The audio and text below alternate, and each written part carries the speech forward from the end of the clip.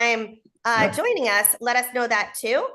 And then we've got our master coach, Aaron Williams. Hey, Aaron. Hey guys, how are ya? How am I on the sound wise, Dave? Am I okay or louder, Love lower? it. Am I good? Yep. All right, good. I have technical issues like always.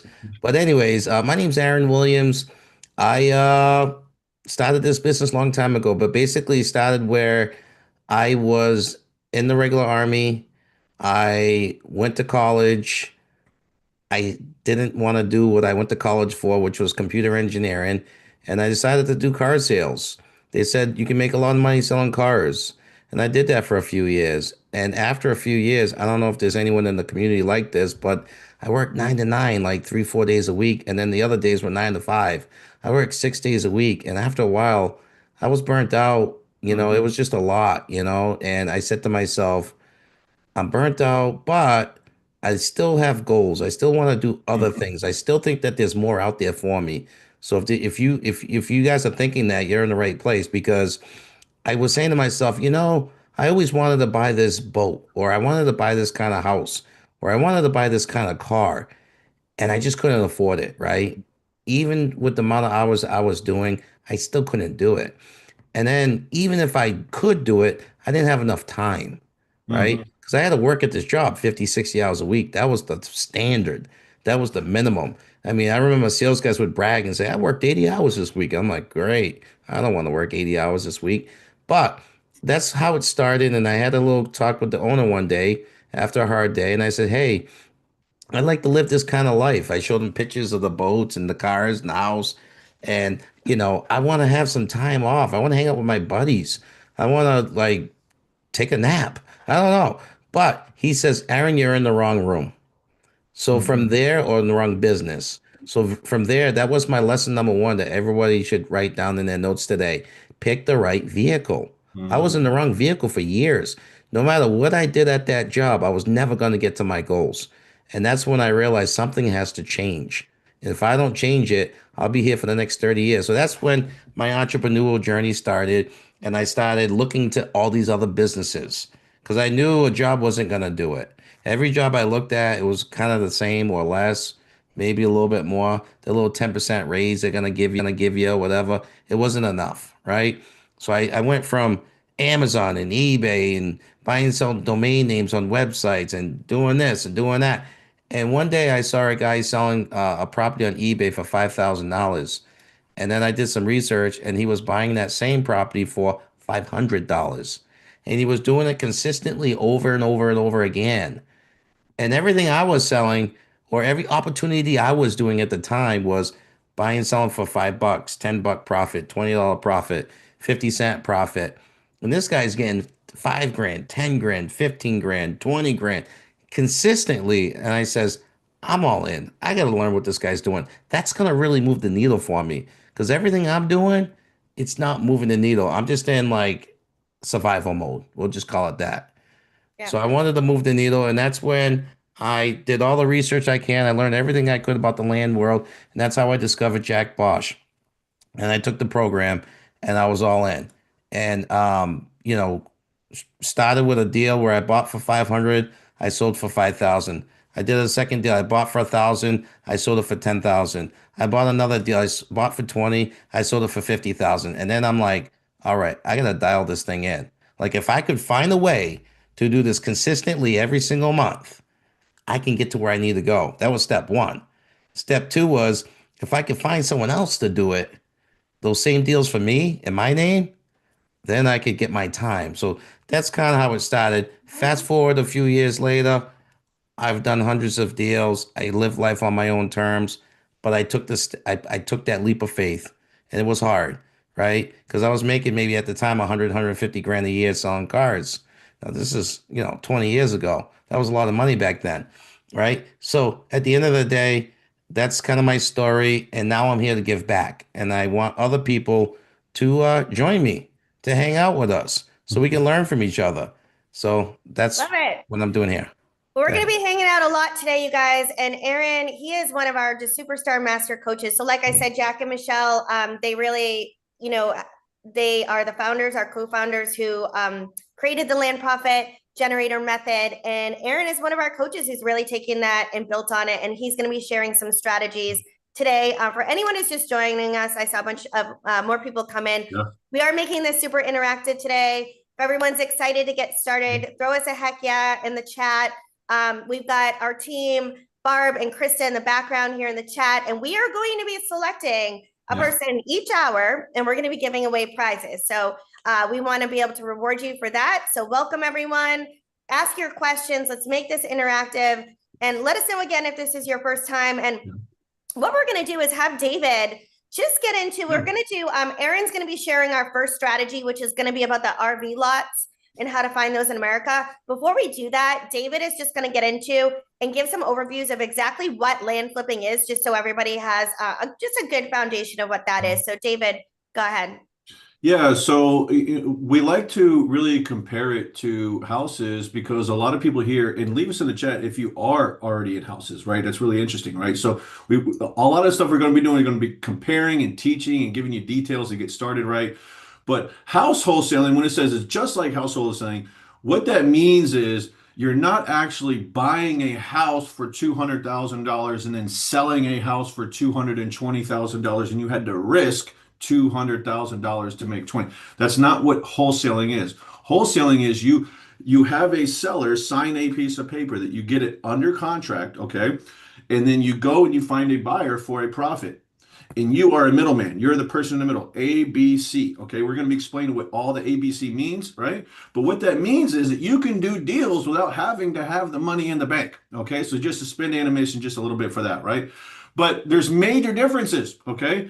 We're not dealing with the tenants and termites and toilets, right? And it's terrifying, Jennifer, when I think about the other ways of doing deals in real estate, because most of the time people, when they think real estate, they just think houses, right? So we're showing you a way out that there's many ways to do this, okay? But, you know, this is little to no competition. In fact, I've done deals in 25 states, Jennifer, just because I just wanted to do it. I mean, I could do all 50, but I figured that was good enough, you know? But yeah, we do get it under contract. We're trying to get deals under contract for anywhere between 10 and 45 cents on a dollar, okay?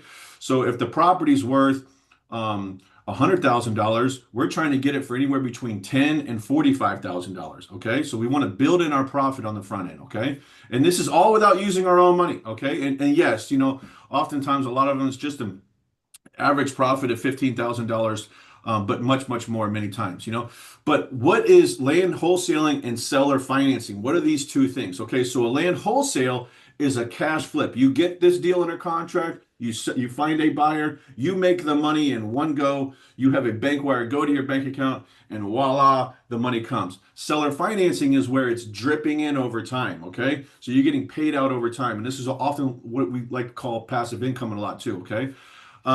But this is my favorite part, guys, is what you're not dealing with. Jennifer, I'm sorry, on the other slide, but a lot of stuff that you're not dealing with, you know, all the stresses, right? I mean, think about it, like, can you imagine like all the potential dangers? Like we just had a major, well, if there's storms in the country, like what is that going to do to somebody's roof and foundation and trees overgrowing, and the neighbor's tree could fall on your house? There's just so many things. There's many more, there's mortgages and banks and realtors and appraisers. There's many people, there's many things that can go wrong. It's really scary, okay?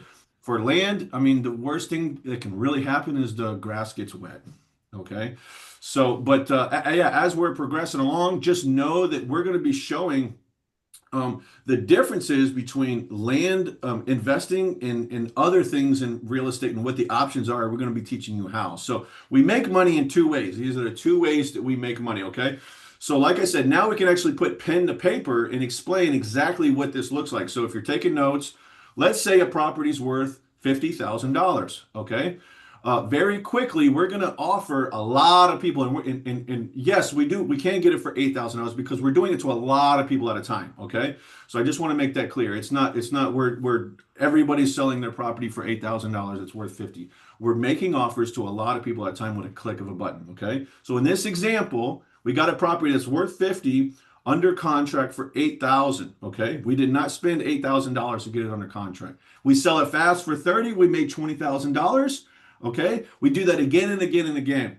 This is the fastest way that we can make money. We're going to show you how to do that. It's literally a one-page contract. You just have to send it to the right person and post it to the right person, okay? We're going to show you how to do that next. But on the next thing that we're going to be showing you, Jennifer, is seller financing. Now, this is where we make even more money, okay? So generally people want to get started with wholesaling early on because they want to get some money real fast. But now that you got your bills paid, now like Aaron was talking about when he said he did this and did that and he worked his way up, now you can wait for that patient money because you're going to be getting more money over time, okay? So now you can start replacing some of your bills, your phone, your internet, you know, your health insurance, etc. No license required, okay? So in this example, same property, we're just going to sell it a different way. Okay. The property's worth 50. We got it under contract for 8. We sell it full price now because we're doing it on payments. Okay. We take a $10,000 deposit. Now, Jennifer, the most important thing that I want everyone here to understand is the $10,000 deposit. Okay. So what that means is we did not have to come up with any money to close that deal. Okay. Dave, I think you should say that again. Okay, you want me to say it again? Yeah, Okay, great. yeah. So what that means is we put it on a contract for $8,000. We had a buyer. You know, yes, we sold it for 50,000, but the more important thing is that we didn't come out of pocket. We did not spend money on that deal, okay? Because when they put the deposit, now the deal closes and we own that property. And you see that we're getting monthly payments of $500 for 15 years. That's a total profit of $92,000.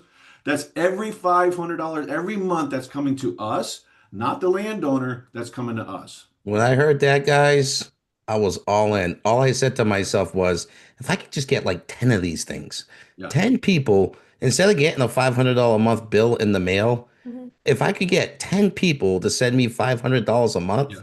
like I'm good. You Like do it I'm one all in. time, guys. If you do it one time, you know, I have a spreadsheet. Everybody has spreadsheets, I'm sure, and they're budgeting their month expenses and everything in their life and their goals, right? When you start to see how much that you spend every month, and you can highlight that red and turn it into black because it's paid for now with income, it changes something biological changes something for you. And I really want everyone to experience that. So my whole focus is to make this super simple and clear for you guys to make sure that there is a strategy that we're going to be talking about today that you can do. And I know with our help, it's going to be even easier. Okay. So yeah, we sell with seller financing. We get an investment back with a deposit. And now we're getting the cash flow, right? What that means is we don't have to have a real estate license. We're not MLOs, I think, or RMLOs, something like that. We don't have to have all these accreditations. We don't have to be a lawyer. You don't have to be a good credit score. All that stuff. This is the simplest, easiest way that we know how to do land, and we're showing you exactly how that works, okay? You own this land free and clear now. All this profit's coming to you directly to your bank account, okay? That's what it is. Yeah. So obviously, you know, this is exactly how land flippers work, right? So many landowners, and I'm going to be showing to you how real quick, okay? Just a quick concept, all right?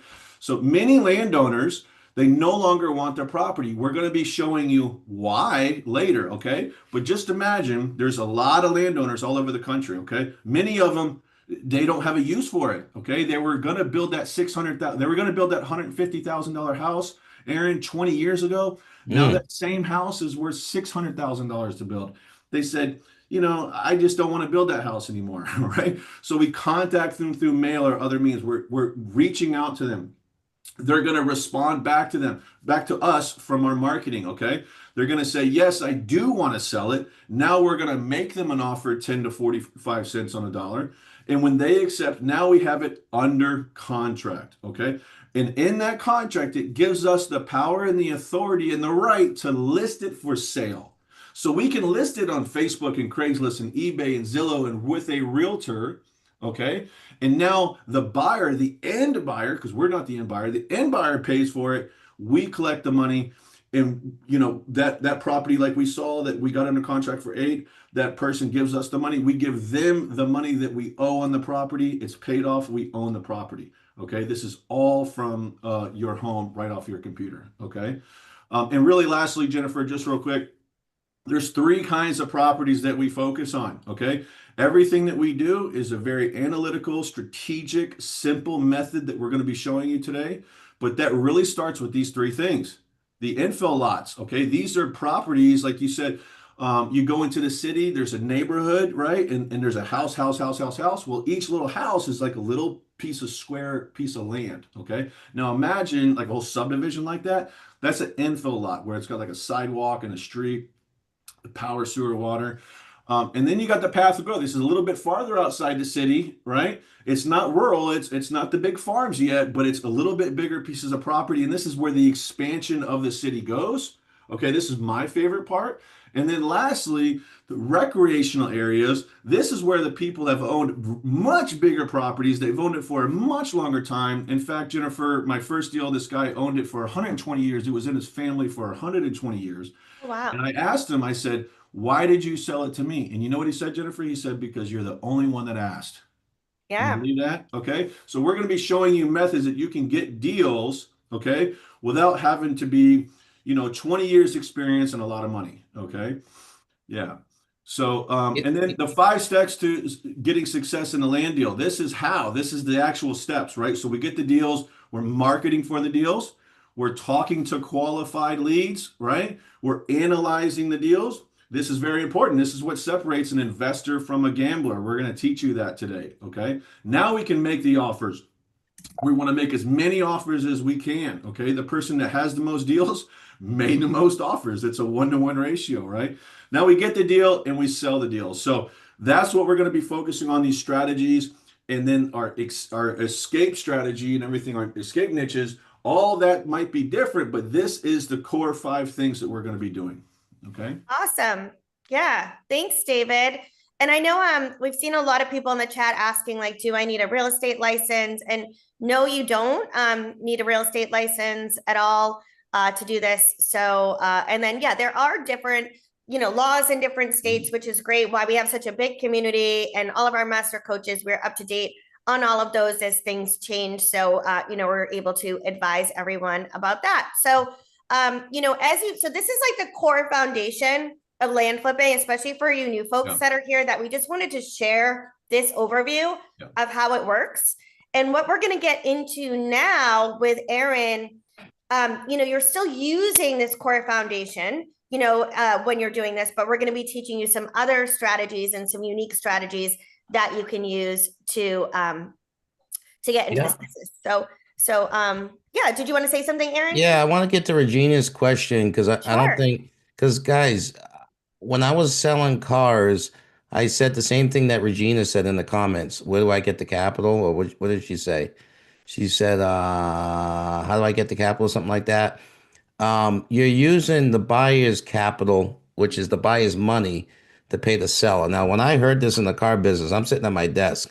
I almost dropped my sandwich because I didn't even know that I could use this guy's $10,000 or this woman's $10,000 and pay the seller the money for a property that I didn't even own. That was like the mind shift.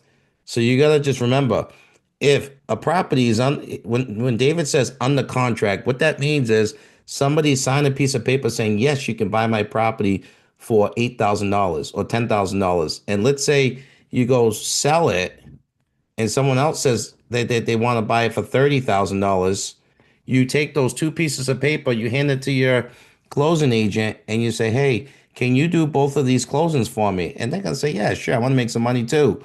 So they're taking, you're not even doing it yourself. They're taking the $30,000. They're taking that money, they're paying the buyer, the seller, their $10,000, and then they're sending you the difference. Now, obviously, there's going to be some closing costs, maybe 1,000, 1,500, whatever it's going to be. But they're the ones actually doing that work for you. You're just getting the difference. So that's how you're going to get your capital. You're getting it from the buyer. Now, when I heard that, I says, wow, this is a business that doesn't require my resources. This is a business that doesn't look at my credit score. This is a business that doesn't, it's called effort. And guess what?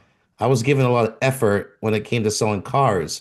So I knew in my mind, if I give effort, I can do this business. Because if I can keep getting the buyer's money and keep paying the seller, I didn't have to worry about raising the capital over and over. I didn't have to worry about going to the bank and getting denied because they said, Aaron, you took out 10 loans already. We're not giving you another loan. I didn't have to worry about that. So when I got over that, right, because that was a lot. right? I never heard about it before. Then I says, I'm gonna do this. I'm Yeah. gonna do this because no one can stop me but me, right? Because everybody in my job was stopping me all the time from saying, well, there's a limit on what you can make. Oh, this is the only amount that we're gonna pay you. No, I want to get paid what I'm worth. So back to Regina, you're using the buyer's money to pay the seller. That's where you're getting the capital from. Yep. And Daniel asked a question, doesn't the end buyer, I think David's answering that right now, All right. but doesn't the end buyer get upset when they see how much you're making? And no, I mean, this is unwanted vacant land that they don't want, when you're doing Just all the real work. quick, I've done hundreds of deals, Yeah. hundreds of deals from 0.06 acres to 600 acres from Hawaii to Florida. Not one time has anybody ever stopped that process in the closing at all. What the buyers care about is the property legit and is it going to pass my due diligence report and is the title agent going to clear this property? That's what they care about. Okay. Awesome. All right, you guys. So we're going to get into our first strategy now that Aaron's going to teach on, which is RV lots. So Aaron, take it away. Yeah, And I know you have and some demos and yeah, things so just and, let me know when you want me to stop sharing here. and just to go back into this, as you're buying and selling properties normally, right? You may come across these kind of niches, and these are niches that started like I didn't even invent this, guys. What had happened was I was buying and selling properties, and about 50, 60 properties into this business, 50, 60 properties, maybe $1 million later, right? My realtor that was selling these properties for me says, hey, Aaron, let's go buy these little lots. I said, what? What am I going to do with those little lots? You could put RVs on them. Okay, so what? Yeah, but that's what everybody wants. I said, really? Okay. So what I did is I started sending mail from, regular areas to these RV lots. And what I discovered was he was right. There's a lot of people that want to have a place to put the RV lots. Like, for instance, is there anyone in the group right now that would like to own an RV? Put yes in the chat box if you would like to buy an RV, right?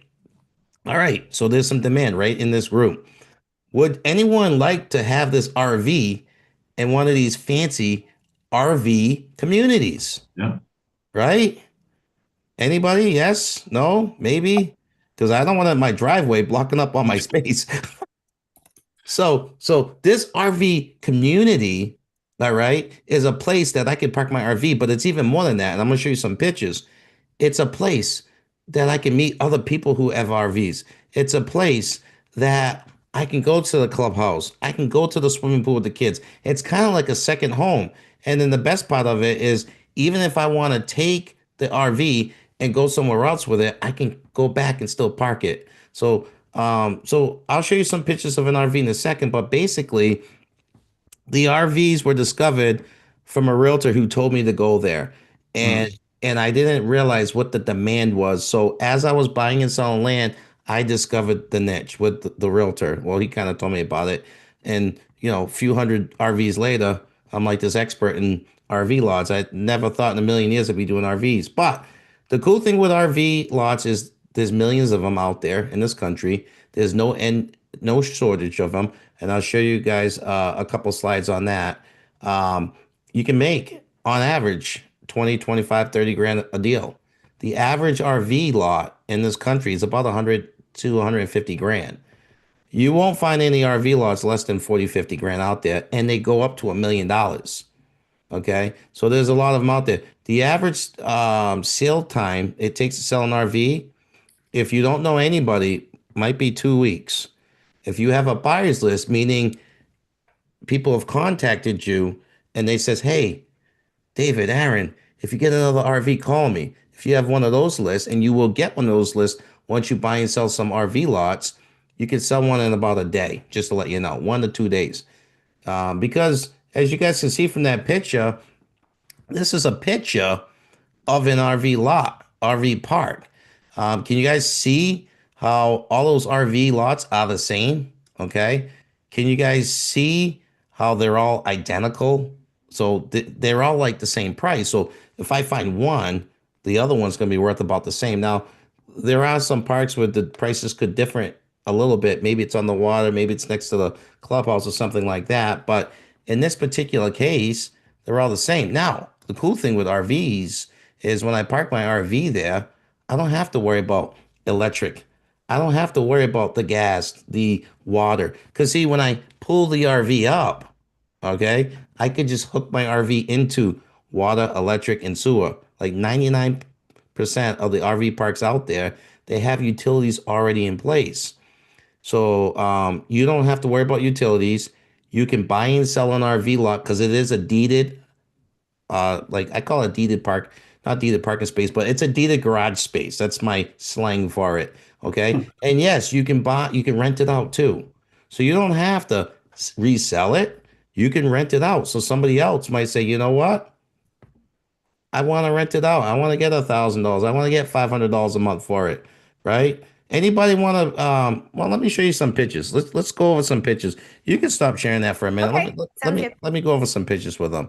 So let's go over that. Who's excited? Who wants to look at some RV lots? Yeah. All right. Let's see here.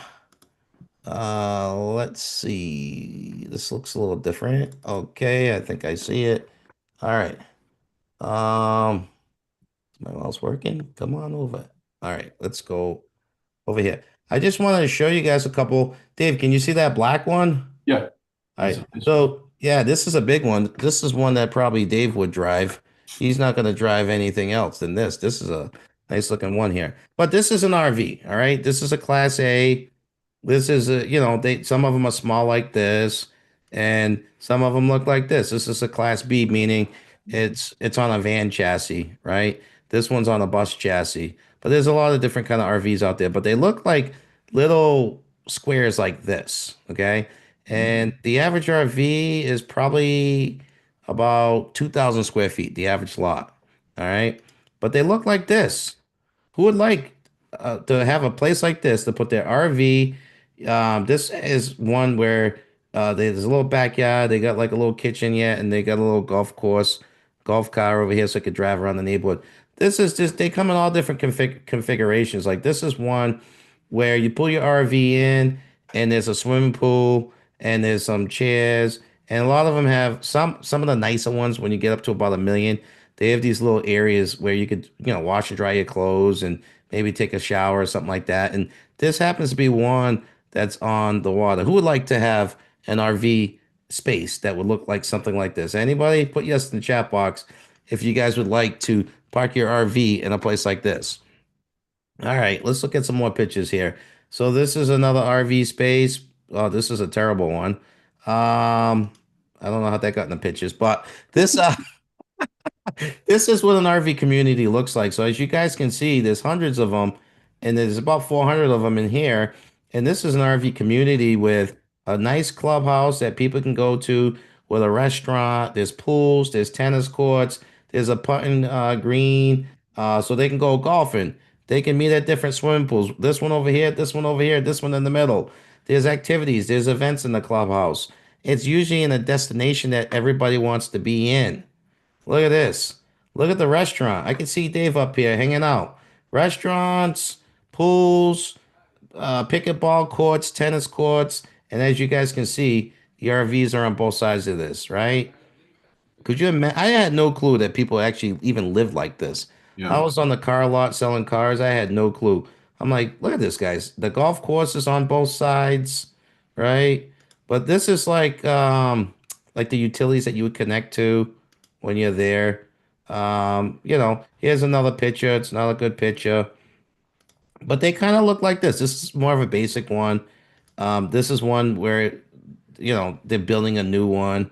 But there's a lot of different ones out there. Oh, look at this one. Who would like to be on the beach at an RV park? Anybody? William's the only one that would want to be at the beach. William Moses. Yeah, so this is another RV community clubhouse, but now you're at the beach. So there's all kind of different things with them. Let me stop sharing. We'll go back to those slides.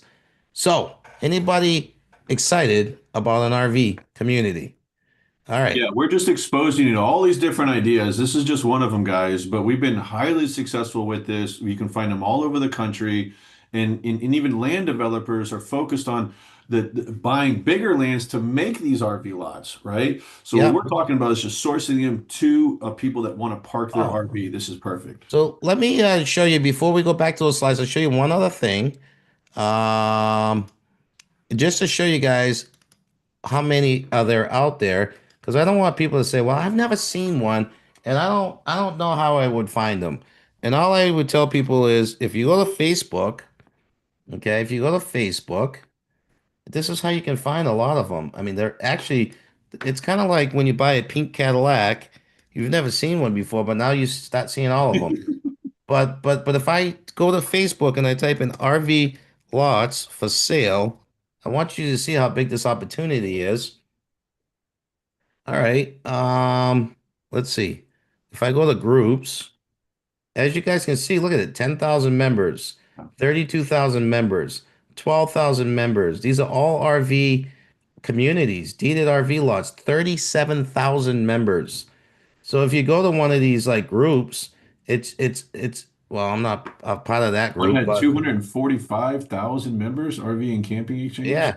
So what Wow. these people do is they post their RVs for sale all day long on these things. All right. And just to show you that the demand that these things have, if you go to Zillow and you just pull up an RV community, I mean, well, let's just go to Florida. There's so many of them out there. Let's see. Satellite. All right. A lot of times you can find them too by just typing RV in here. And then usually you can find, or you can come over here, and when you open up one of these groups, you can actually find them by looking up an address, Yeah. and that's how you'd find them, right? So they're all over the place. Okay. So I just want you guys to know that there's millions of them out there. They're not just, you can put the slides up again, Jen. There's millions of them out there, so you guys can definitely find them, right? Now, the Mhm. cool thing about the RV lots, finding them, you can find them on Zillow. You can find them on Facebook Marketplace. You could type in RV lots, and then honestly, when you look at the ad, you can see one.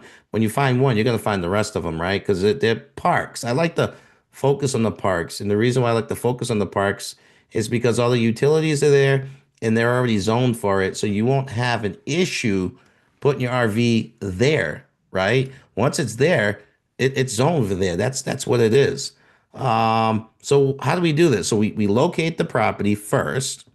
Okay. We go to like a Facebook marketplace, we find the RV parks. That's step one, right? That's a couple buttons there. As you guys can see, you can join all those groups and you can find them. Step two, you buy the list. Now, what does that mean? You could go into an investment dominator, which is our CRM system, or you can go into some kind of list provider and you can buy the list of all of these people who own these properties. So that's step two, right? And then you can research the sale prices. Okay. You research the list prices and you can research the sale prices because guess what? We got to stay profitable. How do we stay profitable? We have to study what are these RV lots selling for? Okay. So what we do is we look at the list prices, we look at the sold prices, we figure out what they're worth. Once we figure out what they're worth, let's say they're worth $100,000. That means we're gonna price our offers at $30,000 to $50,000. And that's the trick. That's that's the difference. That's the thing that moves the needle. Because when I was selling cars, I could only sell one car at a time. But what was good with this is I could send out hundreds of offers at once and wait for that person to call me. And that's what I like. That's Mm. the leverage. That's what moved the needle for me. Yeah. You see, if I'm selling a car, the most money I can make in a day might be three, four, $500 to sell that car. But when I take a RV community of 500,000 people and I can send everyone an offer, all I got to do is wait for the phone to ring for that one person to say, yes, Dave, Aaron, Jen, you can buy my lot for $50,000. Now, they're not going to say it like that, but they're going to send you a contract back signed for $50,000 for a $100,000 property. And that's how it starts. Going to that blue mailbox on my way to work, that's how it started. I would drop these offers off in that mailbox. And then eventually I started using a mailing house to do it for me. And typically the timeline on this is like when you put these things on the contract, there's a lot of demand. So what we do is we market the property, we put it out there on other websites, maybe some RV websites, maybe some Facebook groups. We let the people know, hey, we got an RV lot for sale. Maybe instead of putting up for 100, we put up for 90 because we want a quick sale, right? Because we want to sell it before we have to buy it, right? Because that's the secret sauce in our business. We want to take the guy's $90,000 or the woman's $90,000, the buyer, and we want to take her $90,000 and we want to give it to the seller that signed that contract for $50,000. And then we want to keep the difference. What's the difference? 90 minus 50 is 40. Now, that changed my life. That's a lot of money. That's not 40 grand once in a while. That's at once. I never had that kind of money at once. And can you imagine doing that over and over again? So typically when someone wants to buy it, right? That happens in 2 weeks, maybe 3 weeks, because it's your first RV lot, right? You give the paperwork to the closing attorney. 30 days later, you're getting a check, right? Who would like to get a check from literally within 60 days of sending out the offers to having someone accept one of the offers to you put it on the market, people know about it. Now you're collecting the difference because you're taking the buyer's money and you're paying the seller with it, and then it's rinse and repeat, right? Who would like to rinse and repeat something like that? All right, that's what changed my world. So Aaron, then, I saw a question. Someone yep, asked, there's like a few questions coming in now. go ahead. Can you buy the entire like lot? Someone was asking, like the entire RV, lot that like we were showing as an example earlier. Yeah, you could. I think they mentioned, can you buy the whole park? Yeah, the whole park. Sorry. That's a no because some people won't want to sell their lot. Not everyone wants to sell their lot, but we just need a couple. We don't need the whole park, right? So, first of all, most people would probably want to sell it, but might not be for the right price. So, you know, you could try to buy the whole park, but you're probably gonna buy, you know, a small percentage of the whole park, just to let you know. You're not gonna buy the whole park. Now, there are people who sell whole RV parks out there, but that's not what we're focused on. Those are the people who rent them and they don't sell them. So there are people who own RV parks that decided to make each RV lot a deeded property. And that's what we're referring to. That's why I like going to Facebook Marketplace because people are selling those RV deeded spots. So once I find one, I can find the rest of them, right? So we're selling an individual RV spot. We're literally selling a garage driveway, all right, with utilities on it that I can connect my electric and my water, just to let you guys know. And some of them sewer as well. And then what I did was when I did the first couple, we had to do a system. After a while, got sick and tired of talking to people. So I got a RV realtor who specialized in selling these things, Yeah. who talks to these people every single day. And I said, wow, what if I can get one of these guys on board? So I went from me doing it all to somebody else doing it all, meaning they took all my buyer calls. They got it sold. They collected the deposit. They brought the paperwork to the title company, and then we got the check. And then eventually I transitioned to a point where I got the realtor to deal with the seller as well. Okay.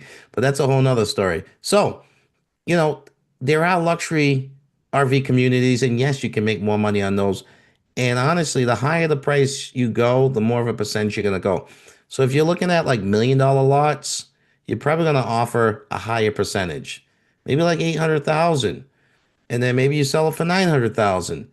So you can make $100,000 per deal. And no, you don't have to raise $800,000. We're doing the same thing. It's just you're offering a higher price. You're taking the 900,000, you're giving the seller the 800,000, and then you get the difference. You guys all understand that? If you can, say yes in the chat box. I have a neighbor selling, but the monthly fee went up. He's having trouble selling it because the fee's too high. Just to let you know, when you go to Zillow, it's crazy that the demand, all right? The solds are everywhere. People are always buying RV lots. Now there's RV communities where fees are as low as $500 per year, and I've seen fees as high as 20 grand per year. These people have money. They're not scared of HOA fees. Trust me. If they're spending three, $400,000 in RV, they ain't looking at that $1,000 a month HOA fee if that's what it is. And what's the worst case, Aaron, if it doesn't sell? What's the worst case? You have it under contract for 6 months. If you can't find a buyer for what you thought, what's the worst case that's going to happen? We go into the fetal position. Nah, I'm just playing with you guys. What you do, your worst case scenario, see, we have contracts that state that you can change your mind whenever you want, right? So your worst case scenario is you lose a little bit of time if you can't sell it. Now, I'll be honest with you. I have never found an RV lot I could not sell. Maybe you'll be the first one, but I've never seen it happen. If you have it priced correctly, you should be able to sell it because they're all the same. Yeah. They're all the same. I've never seen one, but I don't know. Now, if you're not in an RV park, that your results might differ, right? But if you're in an RV park, there's a very high likelihood that you're probably going to sell that property. And if you don't sell it, it's probably priced too high, honestly. So There are that's some questions here, Aaron. People asking like how you do those comps, how you price those properties. yeah. So what you're gonna want to do is you're gonna want to go on Zillow, right? And you're gonna want to look at two things. You're gonna want to look at some listings to see what are the people asking for them. That's step one. What are they asking? And you're gonna want to study some sold prices. What are people selling them for? So if you go to Zillow, you can actually see that. So when you go to Facebook and you pull up a community, you're gonna pull it up in Zillow and you look for those two things. You're gonna have to study those prices and say, well, this person sold his for 100, this person sold theirs for 110, this person sold theirs for 105. Well, I guess they're worth about 100 grand.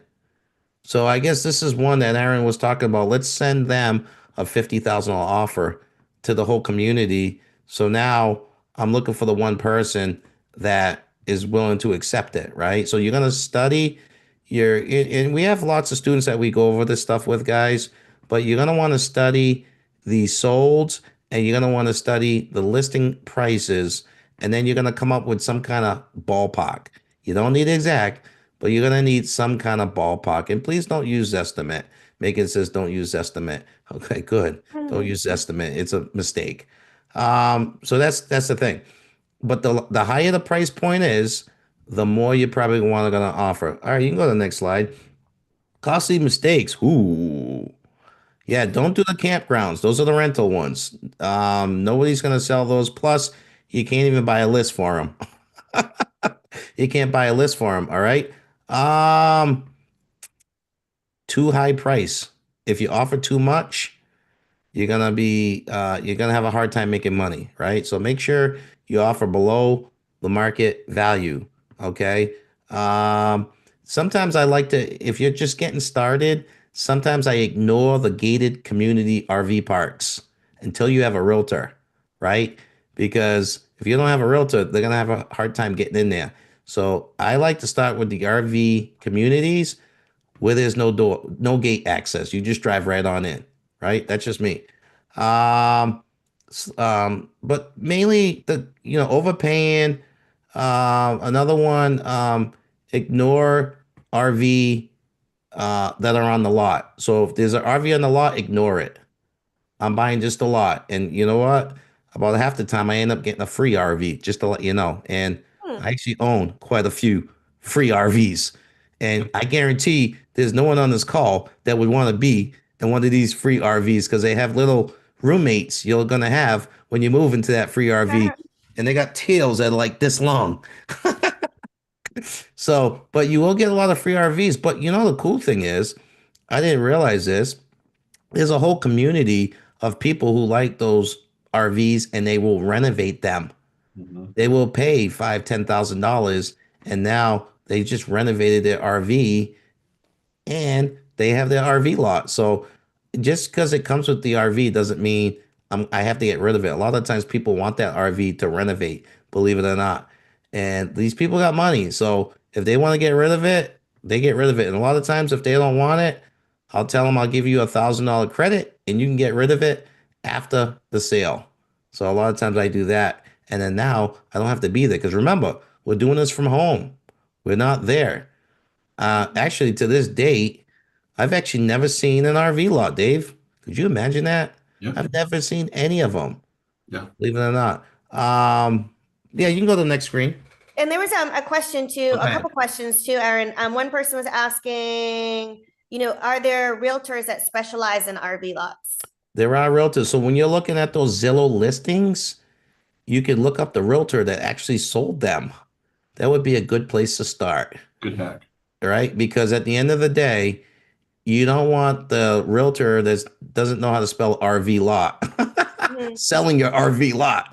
You want a realtor that is familiar with them. So when they're talking to a buyer, they're saying things like, oh, yeah, they got the hookups and it has, these are the rules of the HOA community. And in this HOA community, your RV has to be 10 years or newer. And oh, this is a seasonal RV community. So you can only keep your RV there from May to to November. But after that, like you want an RV specialist, right?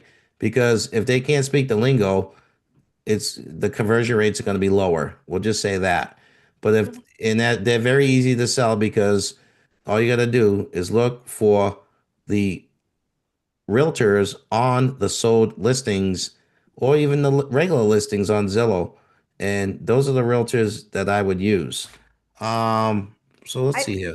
Go I ahead. saw a question too, someone asking, where do you send the offers to? I know we use our investment dominator CRM to get that Mhm. out. If you want to explain that a little bit about where to find those leads and the offers. Yeah, yeah. So let me pull up my investment dominator account for Okay, you. I'll stop sharing. Let's do that. All right. Because I don't know about you guys, but I started this business on an Excel spreadsheet and it was terrible. But luckily, Jack has invested the money in the software, so I didn't have to invest the money in the software. So that's a good thing. Let's see. So here's let me pull it up. Let's go to here. All right. Let's go here. All right. So what you do, Dave, can you see Investment Dominator? Yeah. Yeah. All I right, got good. it. So you go to add record, right? Well, actually, no, you don't go to add record. Hold on. You go to import. Now, once you know where it is, then it's easy to find it, but you can go to import list. That's if you get a list from an outside provider, or you can get the list inside of Investment Dominator. You click on choose new criteria, and you click on map view. Okay. So you got to find it on the map. Okay. So I usually like to use the satellite button and I usually kind of come in like this. Let's find one actually. I'll show you one. Let's see if we can find one. Who wants to see an RV lot? All right. Let's find some. Field Okay. trip. Here we go. We're taking a field trip. Oh, wow. Look at this. Can you guys see all those little boxes? Hmm. Now they're in the woods, so it's not a easy place to see them, but these are RV lots. Okay. So what you're gonna want to do once you spot them in the park, you're gonna want to draw. Click on freehand, and you're gonna want to draw a little circle uh, where the RVs are located. Once you do that, oh, hold on. I actually have to change these filters, but once you draw a circle around the area, then you can click next. I don't really want to buy the records, guys, but when you click next, then you can get the list. So what's the list look like? Well, I'm gonna show you. So after you buy the list, this is what it's gonna look like. All right, hold on. Let's see here. So your list would look like something like this, right? And every time you go into a record, you have all the information of the people. All right. You have And all the the information. property. Yep. And the property. In the property. And the cool thing is, let's say I think they're all worth 100 grand. Let's say they're all worth 100 grand. I can take the records. I can go to actions. I can go to update field values. I can click on offer amount. I can go next, and I can put an offer of 40,000 and change. I don't want to do that on these records, guys, because I don't know if I want to Everybody do on that. this Zoom can do exactly what he's showing Yeah, you right now. Everybody on yeah. this Zoom. Now, once I click update fields, what's going to happen is everything here is going to have an offer. So let me just do with one record. That probably be easier. But let's see here. So actions, update field values. Okay, no, we don't need no wizard today. Offer amount. Next, let's put an offer in here. All right, here's my offer. Let's put some pennies on there. Now, because we decided, hey, this property is probably worth 100 grand. Let's send them a $40,000 offer. So now I'm going to show you guys what it looks like. Generate documents. All right, let's send them an offer. Generate. Let's look at the cover letter. Okay, cool. All right, hold on one second. I got to get on my other screen. That's probably harder than using investment dominance, having more than one screen. All right. Now, this is what my offer looks like. Can you guys see how easy it is to upload a list to your investment dominator account? Anybody on this call can do that. If you can get on a Zillow Zoom call, you can do this. So that's the cover letter, $40,000. Okay. And this is my sale agreement, which is page 2. Mhm. Page 2. Now, going back to what Dave said, okay, right over here. Where is it? Where can I back out? Somewhere on here. Where is it at? I don't even know where it is anymore. Um, buyer retains the right to cancel sale agreement anytime for any reason. Can you guys see all that? If you can't, put a yes in the chat box. If you guys can see that, put a yes in the chat box. All right. So basically, I can change my mind anytime I want, right? So at the end of the day, let me stop sharing here. At the end of the day, that's how you use Investment Dominator to send out an offer. You go to the map, you circle the part of the map that it's located. How do we find it? We went to Facebook Marketplace, right? And then we found all the RV lots. We went to Investment Dominator. We bought the list, okay? And then, as you guys can see, I showed you how to put the offer in and literally send out the mail. How long is that going to take you? Not long. I like to do this stuff at the airports for some reason. I don't know why, but I literally can buy a list in about 1 minute and you could put the price in. Maybe you study the prices for, I don't know, 20 minutes. You figure out, okay, what are these things worth? Okay. Then you figure out, okay, let's take, if they're selling for 200, let's send everyone $100,000, maybe 120, right? So you can And do this is that. just one Yeah, strategy, Aaron, right? That's what Yeah. today's all about. We're Yeah. giving away prizes. Jennifer, I know you got something really special to show us, right? yeah, this is great, guys. So, Aaron, so we've shared our first strategy that was in hour 1, which is the RV Mhm. lots, and Aaron's going to be getting more into like evaluating properties. He's going to get more into the investment dominator. I know some people are asking, how do you get the investment dominator? I'll share a unique opportunity with you. So right now, I know our team. I've got Krista and Barb in the back end. They're looking to see who's got their camera on, who's been Yep. asking questions, who's putting in the heck yes. We're going to announce our winner.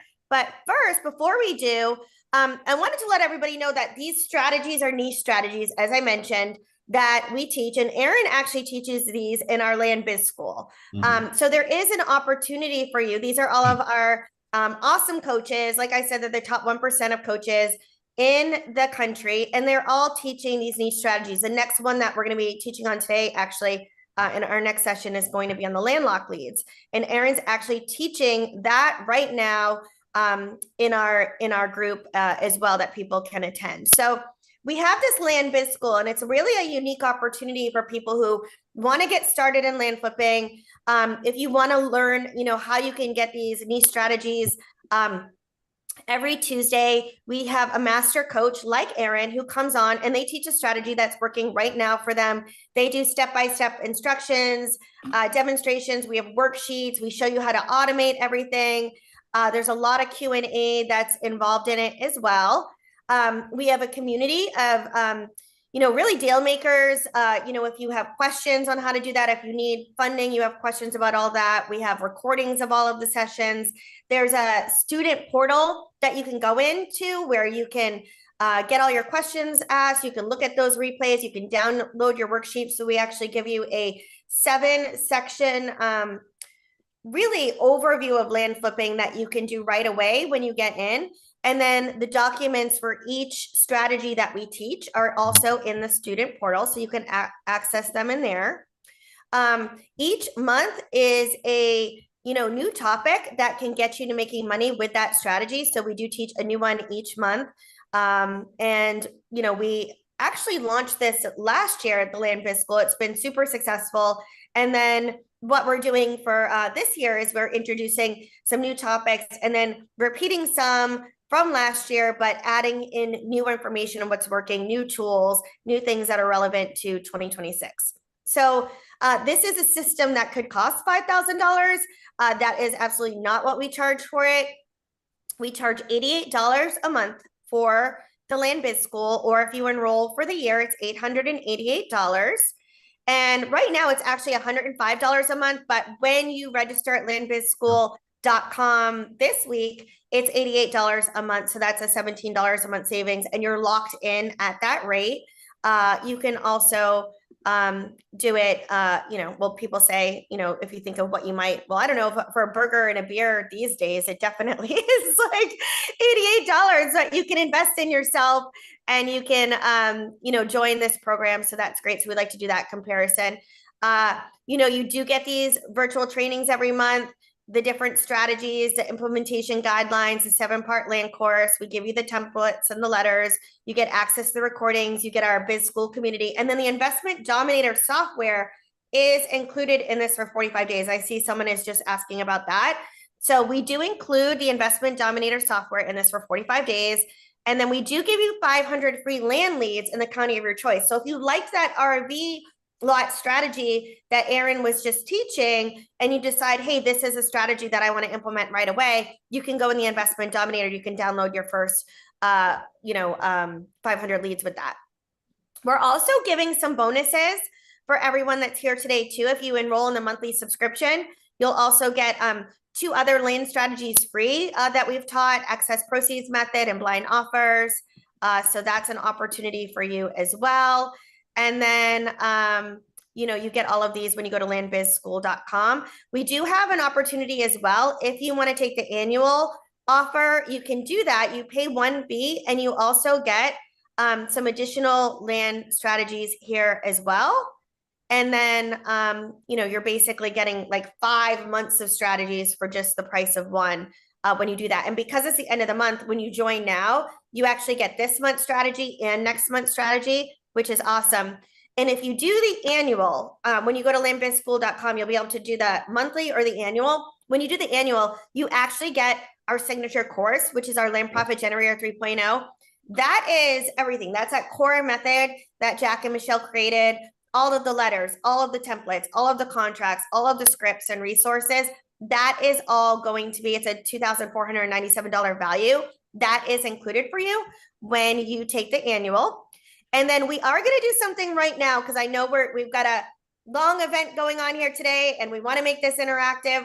So anyone who joins right now, the first 20 people who join are going to get a one-on-one session with a software expert. So whether you decide to take that monthly or that annual, you'll get a one-on-one session with our software expert to help you get your system set up.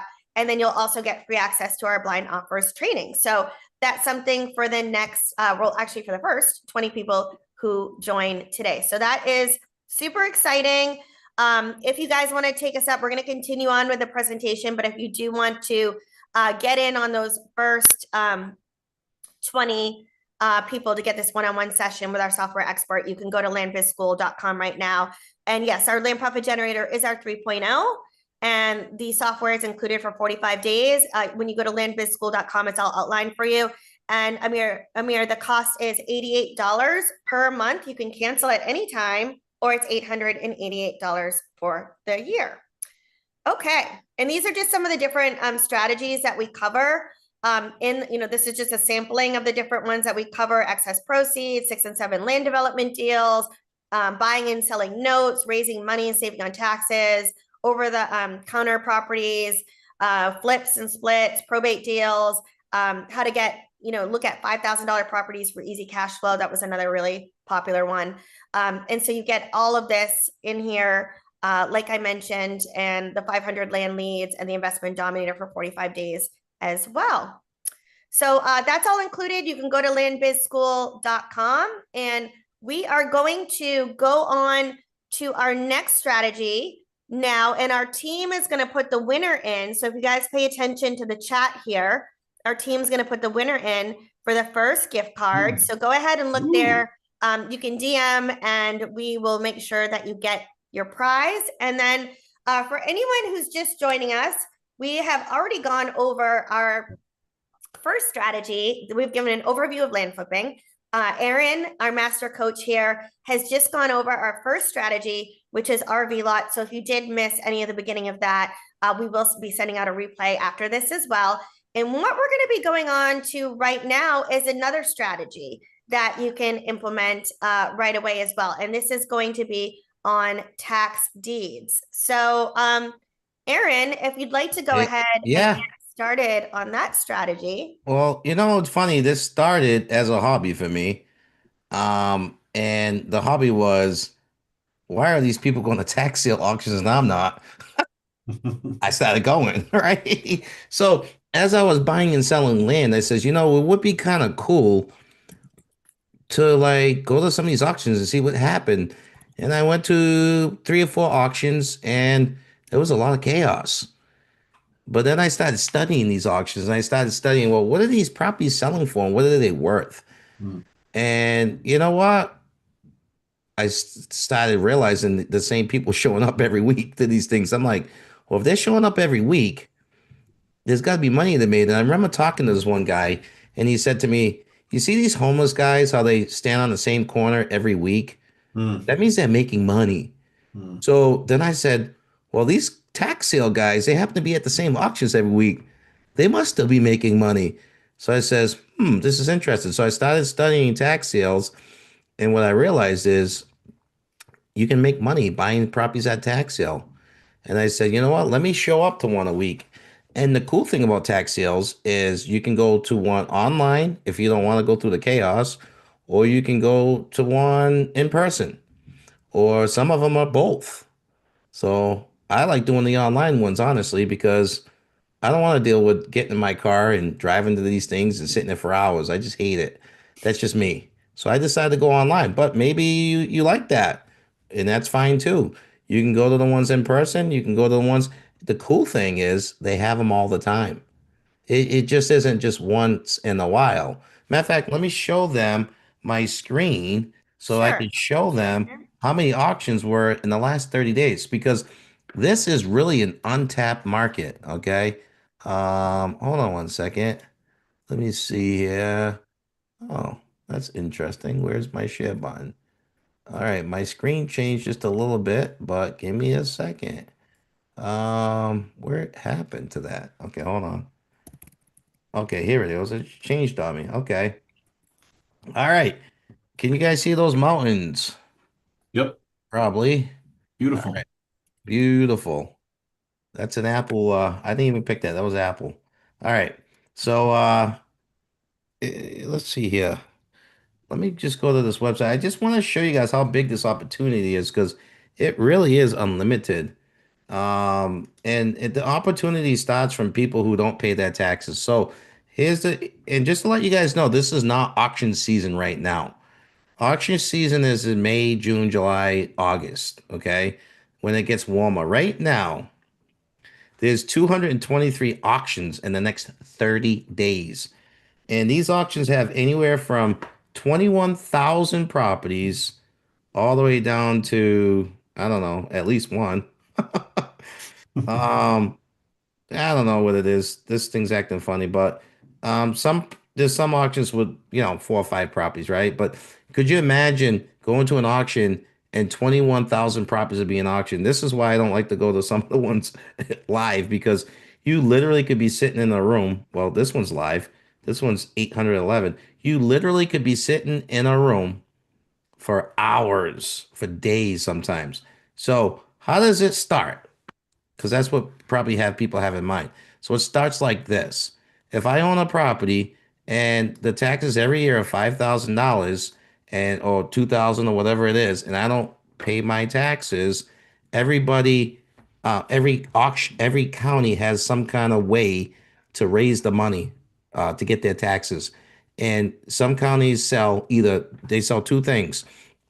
They either sell a tax lien certificate, Mm. which is a, let's say my taxes are $2,000 for the year. I don't pay them. They have an auction and they say, does anyone want to buy this $2,000 tax lien certificate? And they do it by interest rate, and it might start at like 15% interest, and it goes down. Meaning, does anyone want to buy this $2,000 tax lien for 15%? Raise your hand.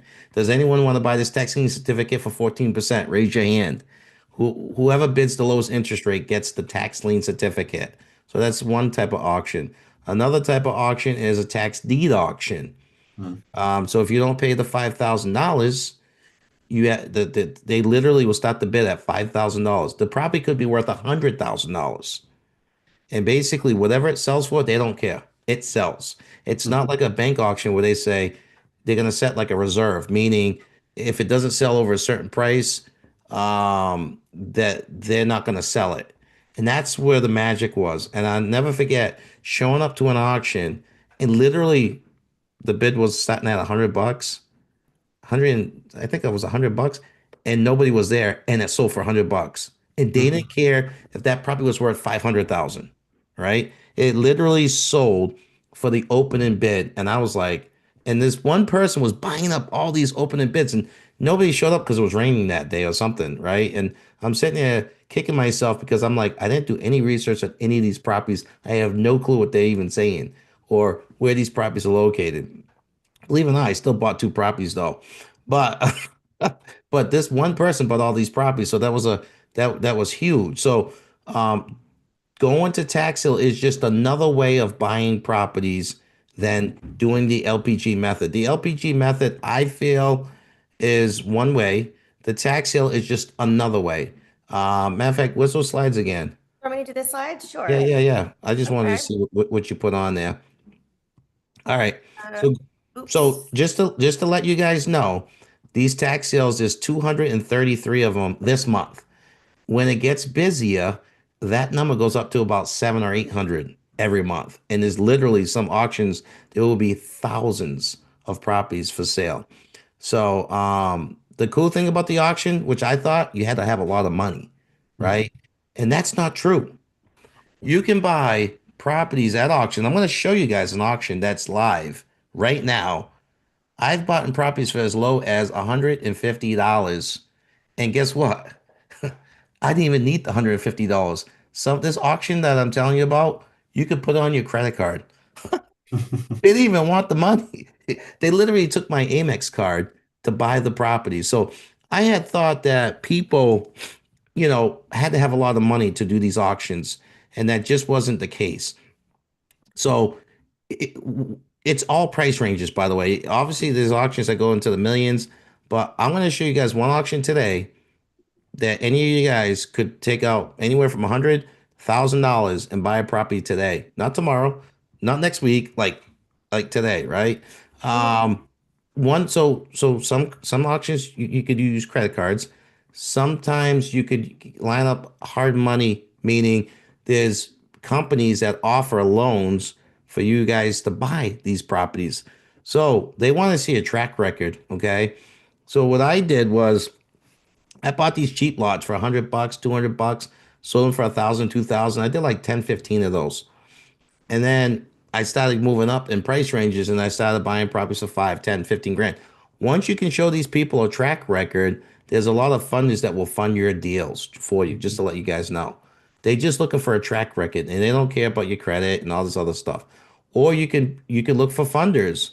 Maybe Dave he made 100 grand last month. I could say, hey Dave, you want to fund some of these deals I'm getting at auction?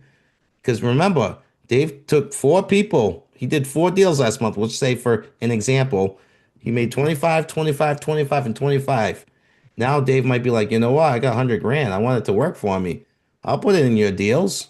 So, David comes to me. I use his money. We go buy and sell some properties at tax sale. I gave Dave back his return. Hopefully, he's gracious on the profit split and he won't kill me on the profit split. And then we could all make money. But, anyways, that's a joint venture that you guys could potentially do. But let me show you guys what an auction looks like. I showed you that there's lots of them.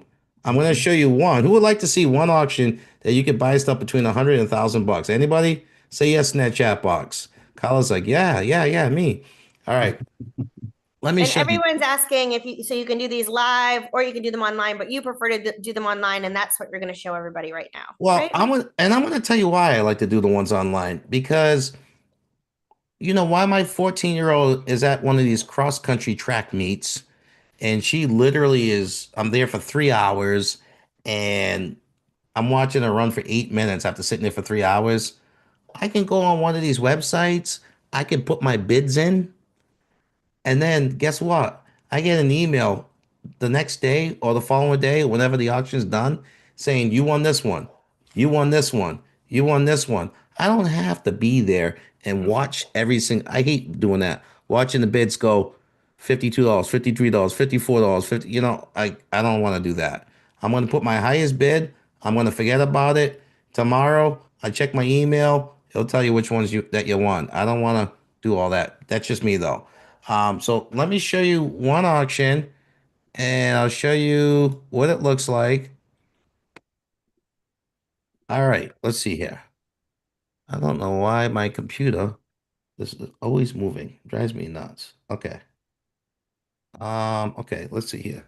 Tax sale auction park. So let's go to this one. This is an easy one. All right. Uh, Arkansas. yeah, we'll go to Arkansas. Why not? I gotta pick a state. All right. We'll go to list view. All right. So these are auctions right now. Matter of fact, watch this one. This is properties that are ending today, January 28th. Right now, guys, you can bid on the properties at $125. Here's another one at $125. Here's another one at $174. Here's another one that's $175. Anybody can do these things. You don't have to have millions of dollars. You just gotta pick up an extra shift at work. 200 bucks, $582, $275. You know how many of these I've bought as I'm showing students how to buy them?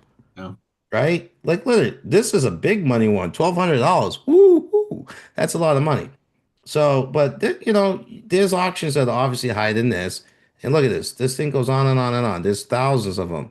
All right. So, what's it look like when you win an auction? Let me show you.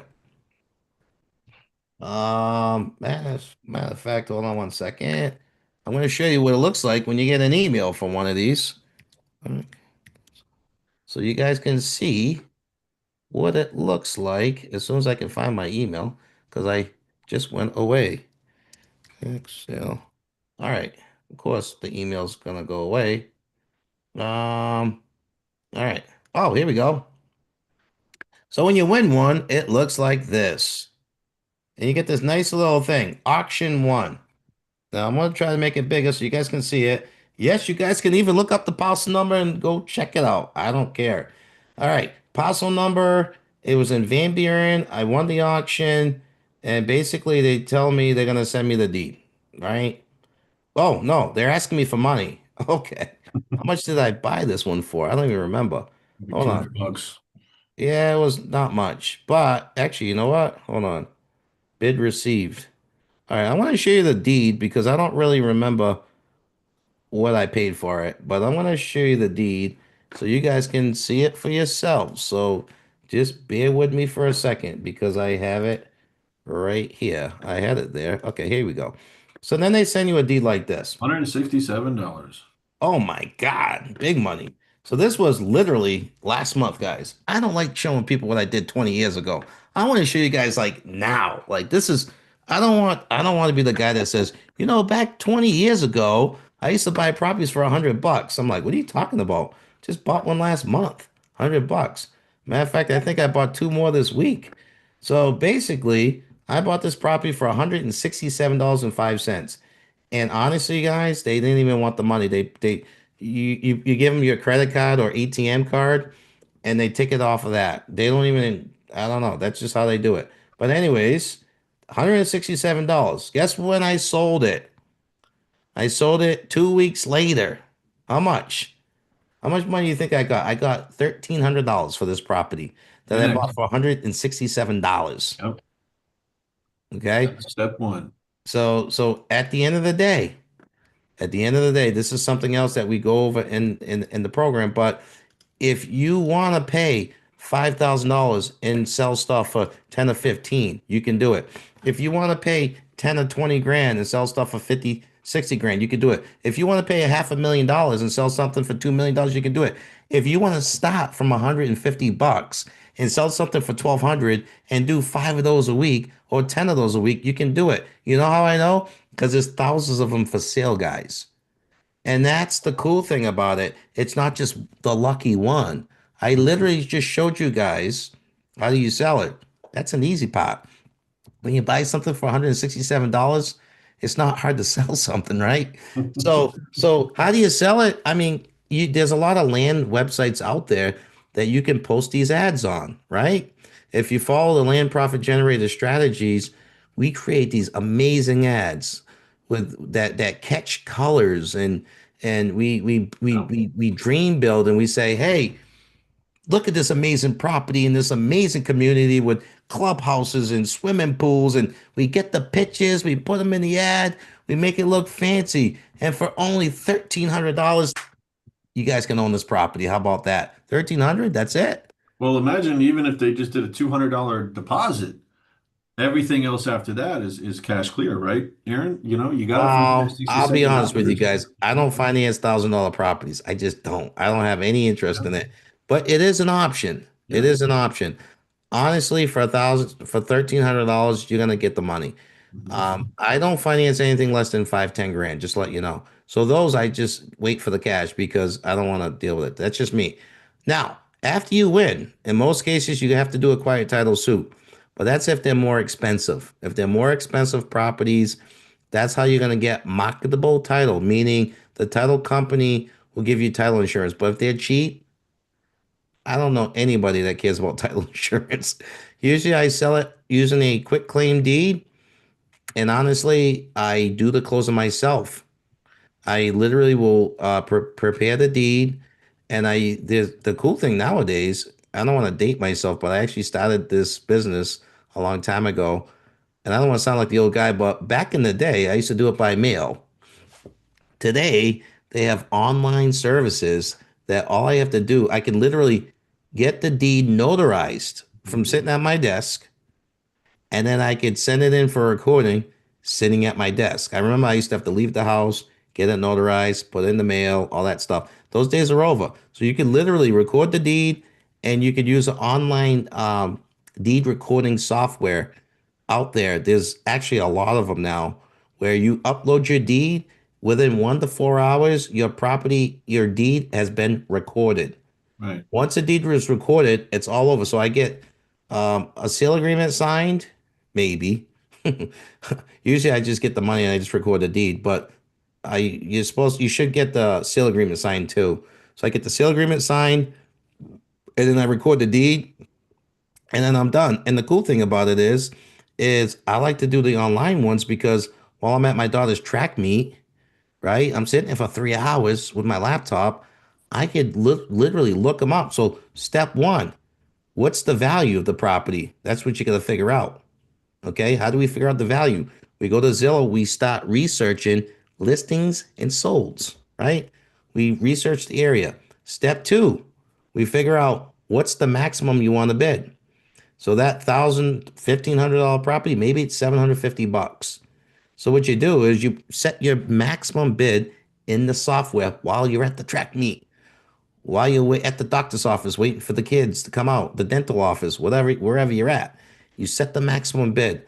Once you're done setting the maximum bid, you go home. You cook dinner. Forget about it. But all the actual documentation, Aaron, just to be clear, the sales agreements, the scripts, the cover letters, right? The deeds, what to expect from the whole process. Not only are the coaches and yourself live on the Zoom demonstrating and teaching it, but we're Mm. giving the resources as well. That's the whole point of the program, is to know that this is a full program. Okay. Yeah. Yeah. We're just Well, the key to the program too, guys, is this. Where do I look to find the auctions? Step one, we go over all that stuff. Step two, how do I figure out the value? Let's study the value. So when I have my coaching calls with students, they give me the list of 10 of them. We go over that on a sales call, and I'm like, I think this one's worth this, and I think this one is worth that. And I think this is probably the maximum you should bid on this thing. So they know where I stand. All right. Whether they do it or not, that's on them, but they usually do it, right? But they put the maximum bids. And then the next day, when they get some of these bids accepted, they say, well, Aaron, how do I do the closing? And that's what we do together. We do it together on the call. We yeah. say, okay, let's prepare the deed together. Now, honestly, once I show it to them once, maybe twice, they usually get it. But we prepare the deed together on the call. Okay. Once the deed is prepared, I won't get off the call until I see them put it in for recording. So they'll put it in to record the deed, and then it's all done. Now that's when you're selling it. When you're buying it, the Okay. county takes care of the deed. The county sends you the deed. All right. But when you're selling it, that's where I can help you guys do even on a group call. I've done it on group calls in front of everybody. I'll prepare the deed and then we'll go through.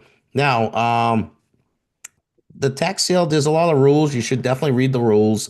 And in some states, you don't have to do quiet title suits, just to let you know. For instance, maybe Texas, 6 months. They have laws in place where people can't come back. Sellers can't come back that lost the property at tax sale. 2 years if it's a homestead. Arkansas, it's 10 years. So you probably want to do a quiet title suit if it's a more expensive property.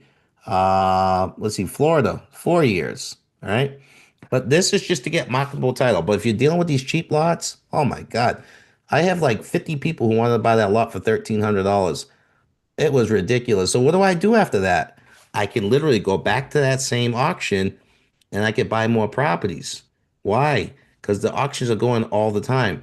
So there's some counties that have an auction every month, just to let you know. Sometimes it's once a year. Everybody's different. What's the next thing you got there? I just want to make sure I cover these slides. Yeah, we have a couple questions Go too, ahead. just kind of going back. Someone's asking like, which states can you use credit cards in? You know what? I didn't check all 52 states, but Arkansas is one of them. And a good, maybe you can Google a couple of counties, but you can start with Arkansas because that's the only one I know that does a credit card off the top of my head. All right. If they don't take credit cards, then you got to send them like a small deposit. I've seen most auctions, it's $500 and then you can bid. Some auctions, like in Florida, um, it's 5% of what the max bid is. So everybody has different rules. So let's say your max bid's $10,000. That means you need to send a $500 deposit, right? Whatever your max bid is. Um, the cool thing with these auction sites is you can even research what properties sold for from the previous month, so you can kind of know what to expect, which is what I like. Matter of fact, let me show them that real quick. Let me show you guys that just so you guys can see it. You want to? Yeah, yeah, yeah. Let me Okay. just show them that because I want you guys to see it. All right. So let's go to, I don't know, Marion County. Let's go to this county. All right. The cool thing is you can actually look at previous auctions. So today's January 28th, but they had one on the 14th, and you can actually research like this one sold for 13,600, and this one sold for $4,000, and this one sold for $11,000, and this one sold for $24,000. And you can research like what do they sell for and what are they worth and what can I expect when I do it, right? So that's kind of that's kind of like the cool stuff. Like a lot of these online auctions, you can research all this stuff online now. You don't even have to go to them. And when I want to put a bid in, matter of fact, let me show them that too. When I want to put a bid in, I can easily go to the next auction, which is in February. This one's February 11th. I can come in here. Actually, you know what? I gotta log in. Hold on. Okay, that's not cool. All right, hold on. Let's log in. Show you guys how I put a bid in. Hopefully this doesn't backfire me and I buy something that I research I don't want. But okay. So usually you send your money in like this, and then you know, and then they keep track of it. And then what you do is you click on an auction, and then you just go here, place a bid. Let's say this property is worth 30 grand. Well, we figure out what's the maximum you want to place. And let's say, 6,200. Then you click confirm bid. That's it. That's all you got to do. All right? And it's there. Here's my bid, $6,200. I hope it's worth 6,200 bucks. I don't, I hope it is, but I'm not even going to change it. I might even shock myself and end up winning that bid for all I know. But I just usually do the research ahead of time. And then what I'll do is I'll put the bids in now. And then when that auction comes up February 11th, I'll usually get an email saying, okay, these are the lots that you won. And if you didn't win, you don't get nothing. So that's how it is. Just to let you guys know. As far as volume, I have a secret for you guys. Who wants to know a secret? Ooh, secret time. Get your notes out. The more bids you get, the more bids you do, the more money you make. So I try to focus on 100 bids. 100 bids will probably get you one to five properties, right? It's weird, auctions. Sometimes you go to an auction, you buy every single thing that they got, and sometimes you don't get anything. But if you make 100 bids, you're gonna buy probably one to five properties. Honestly, probably five to 10 properties. It really depends on, Let me ask you something, Aaron. yeah, go ahead. Just for the crowd here and everybody listening, and good job so far. But I'm very curious for everybody to know the process that you're showing right now. Yeah. Right? You just randomly demonstrated just to prove a point. You got a property for $167, sold it for 10x the value, like within the month or something like that. Is the process that you did to do that, the deeds, the documents, the steps, the download, the upload, everything, is that all the same It's all the same. compared to 6 months later when you're trying to do a 20 to 40 to $60,000 deal? The process is exactly the same. Okay. And the funny thing is, you're right, it doesn't change. You just have to know what websites to go to. How do I figure out the values, which Yeah. we focus on? Because that's a trap there, all right? Because I'd hate for you guys to buy something for more than it's worth, and then now you got to sell it at a loss. So that's the disadvantage. So the cool thing is with some of the students, when we get on the calls, I say, hey, this one's worth this. Like I know a lot of these areas. I know what they're worth. So you don't want to get into a bidding war. You don't want to overpay for stuff and mess up the values because then you're going to pay for it later. And that's why you know, some of our programs are worth it because you don't want to overpay for things, right? You don't want to buy stuff that come with liens on it, right? That's another hidden trap. So when you go to an auction, believe it or not, the liens do come with properties that are from the municipality. Most people don't know this. I couldn't tell you how many properties auctions I've been to where somebody brand new finds out later after they buy a $5,000 property, it comes with a $20,000 lien on it.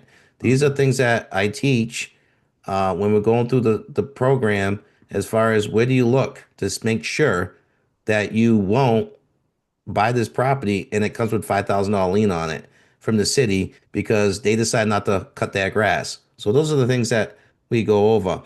The cool thing about this business is if you're gonna go into the tax lien side of the business, yes, you can get interest rates up to 50% interest. Actually, right in Dave's neighborhood. Dave's from Texas. In Texas, yes, by law, you can get 50% interest. I know with a question mark. Yes, 50%.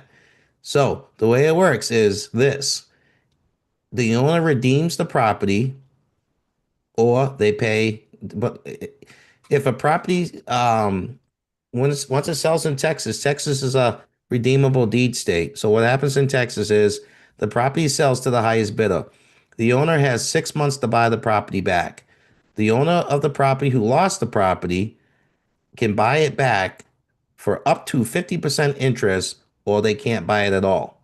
Yes, 50%. It's 25% a year. So in Texas, if it's a homestead property, it's 2 years. So it's 50% that. So if you put up $100,000 to buy a property, the owner has to pay you back 150 grand, or they lost it. And I mean, I can't even believe it. Um, I've seen states as low as 8%. They don't really go much lower than that, right? And everything else is in the middle. So if you have some money and you do like four of these deals where and honestly, this is a retirement thing, right? Let's say you do 50 deals at $25,000 a pop and you make $1 million a year doing the land profit strategy, right? You take $50,000 from the buyer, they pay 25,000, you pay the seller 25 grand, you make 25 grand. Now let's say you make $1 million. How do you retire? You could take the $1 million, invest it in tax lien certificates, let's say at 20% interest. That's $200,000 a year for not doing the work. Who would like to make 200 grand a year? You do 50 deals, you get $1 million. Now you can have it working for you for $200,000 a year. Can you guys see how you can retire? Can you see the end of the tunnel now with just these strategies?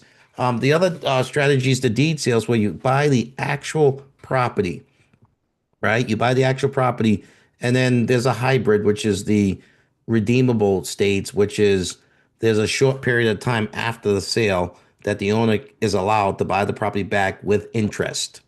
So those are the three things that happen at tax sales. Now, All right. Aaron, why are a lot of these deals even available?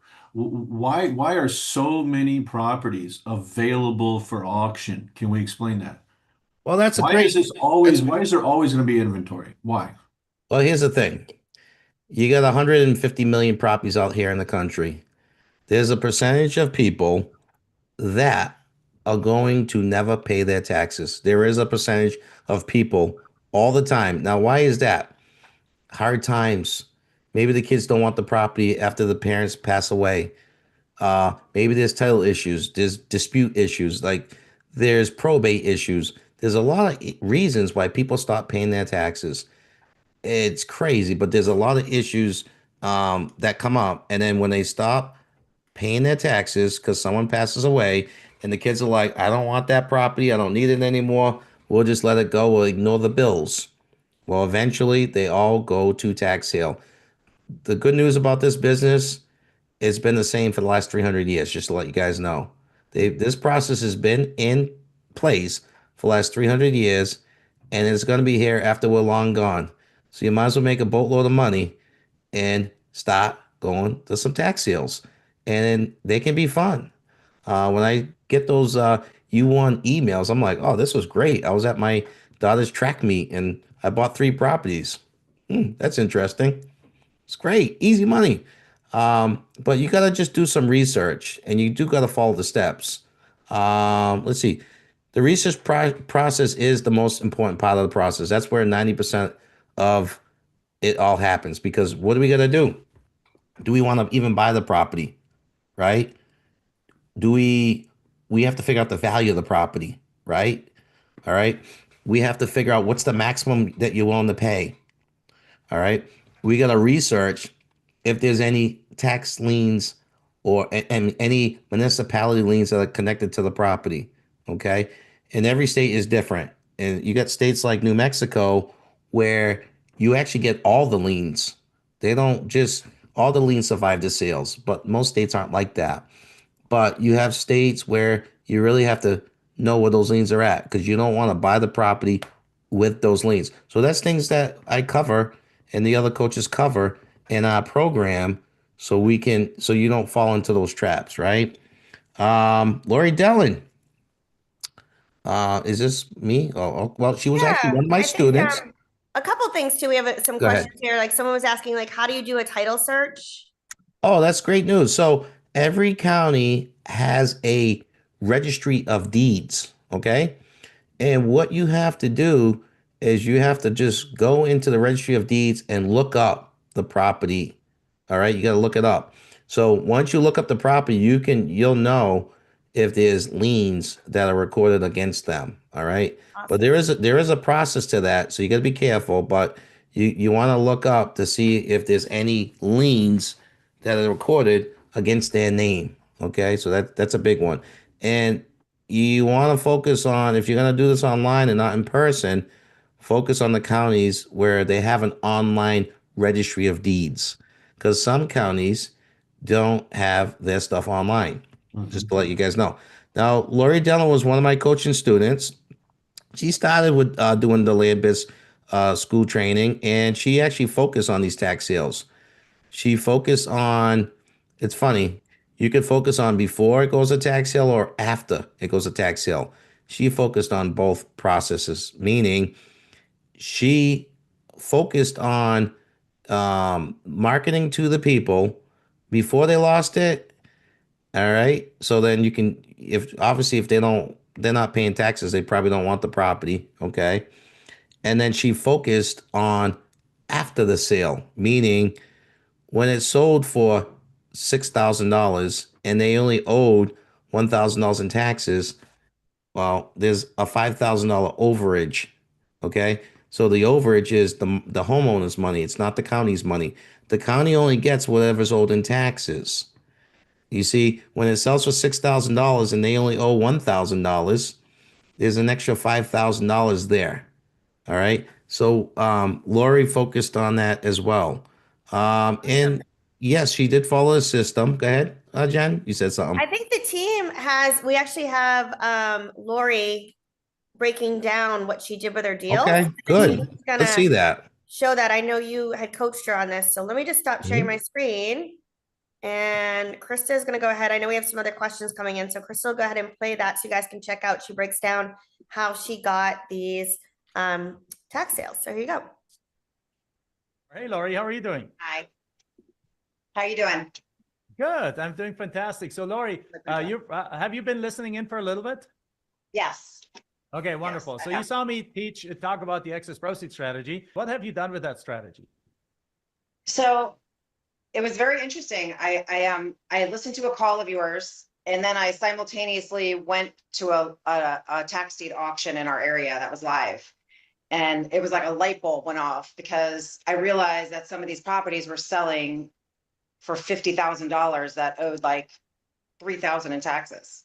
And it was just like it was like a good timing thing for me because I had listened to your call, and then like within a week I had gone to that auction, and it's like I have to try this.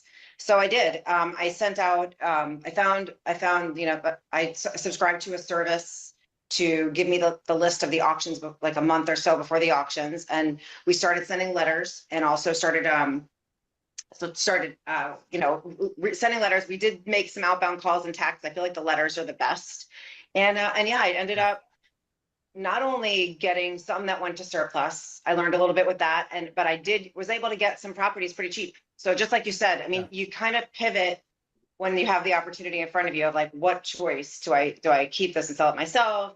A lot of it depends on if the title's clear. If you don't have a clear title, let it go to auction, right? So, but yeah, it's been, I really enjoy this part of the business. It's fun. Like, I feel like it's like fun. And I also feel like the position you're in when they call you is you're really helping them. I mean, everybody I've done this transaction with has been like, I'm so glad I called you. You know what I mean? Like they're because they were just going to get nothing. They're going to lose it. So it's been good. Yeah. And so how many deals like that have you done? Like that, that were, well, so well, I how many have deals currently- have you gotten with the intention of potentially letting go to auction, like using what I just talked about? And then the exit strategy, you sometimes pivoted, but yeah. I think you mentioned something like quite a few.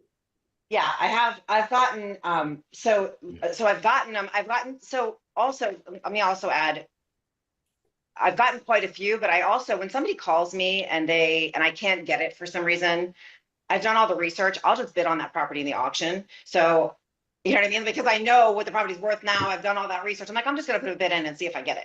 And if I get it, I get it. So, right now I so I started 14 months ago, and right now I have 18 properties either under contract or either under contract or I own them because I did buy some at the auction, and I did buy some real before the auction. So I have like 18 right now, and I've closed Wonderful. 17 deals so far.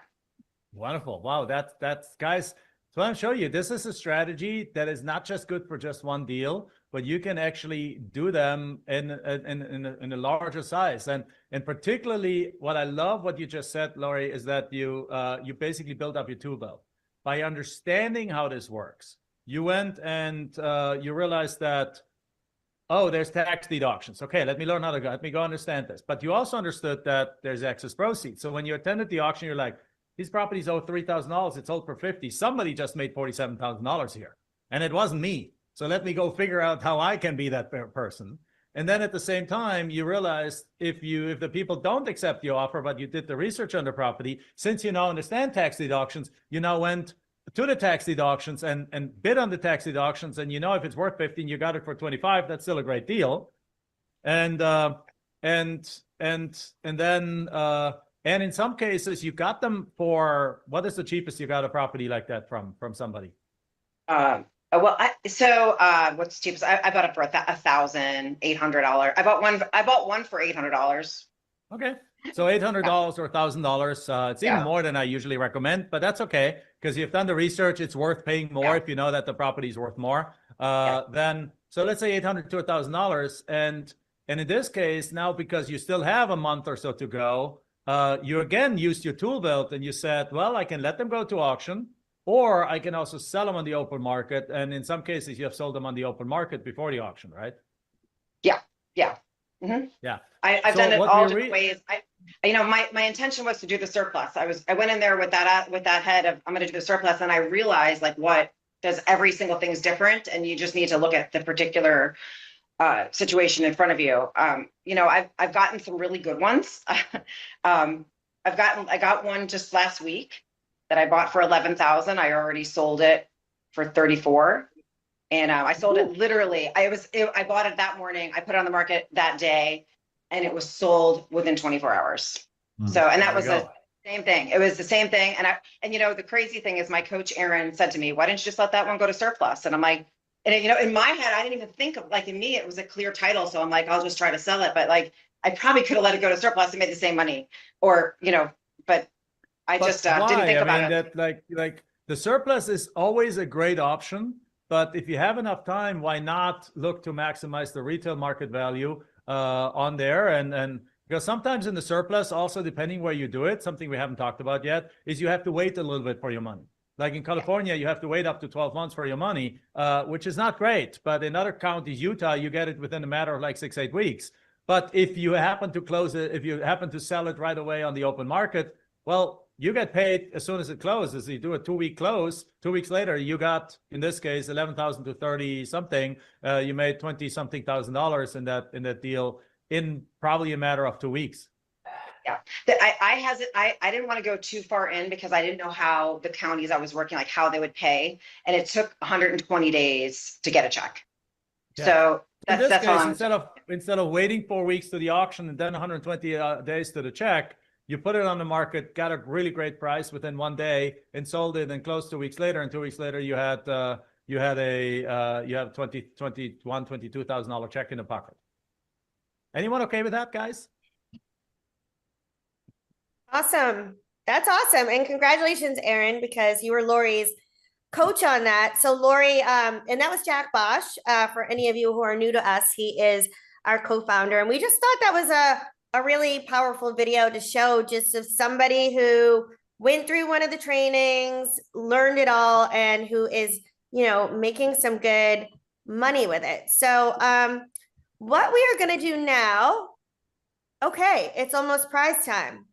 So if everyone wants to go in and put their heck yes into the chat again, our team is going to be picking the next winner that we'll be announcing. And for anyone who's new, I know we have people kind of coming in because it's a longer event. We're making this super interactive today. So far, we've had our master coach, Aaron, who has broken down 2 strategies today. So how to get deals on RV lots And then we just talked about tax deeds. And David Van, our land expert, broke down land flipping. So if you missed any of this and you're like, wow, this is great, I'm just coming in, we are going to be sending out the replay to everyone after that. I've also been collecting a lot of the questions that have been coming in. So what we're going to do is take some questions. So if you have any that you want to add in, you can go ahead and do that as well. You can also look forward to our next topic, which is going to be, we're going to be having Aaron break down how to look at landlocked leads and how to sell those for big profit. So that's going to be the next strategy that we're going to cover. Before we do that, for anyone who is just joining too, all of these niche strategies are built on our core land profit generator method.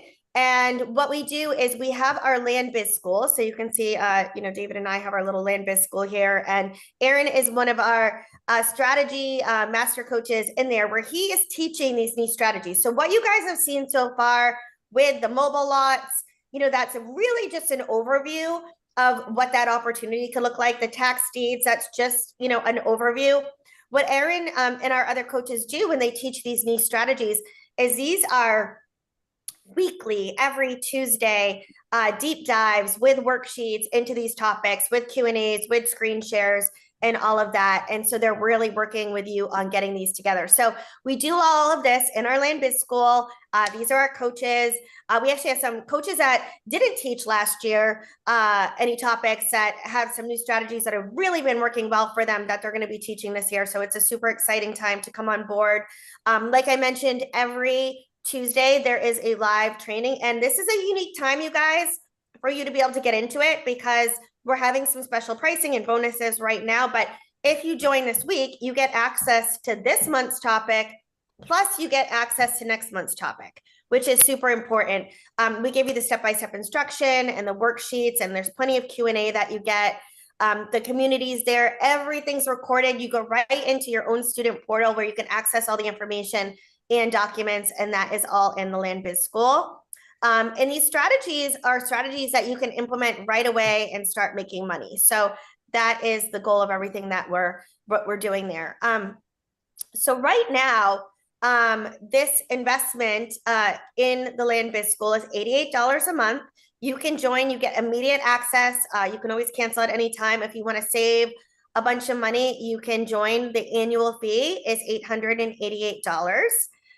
Right now, our regular pricing is $105 if you go to our website, but with our special link here at landbizschool.com, you can get it for $88.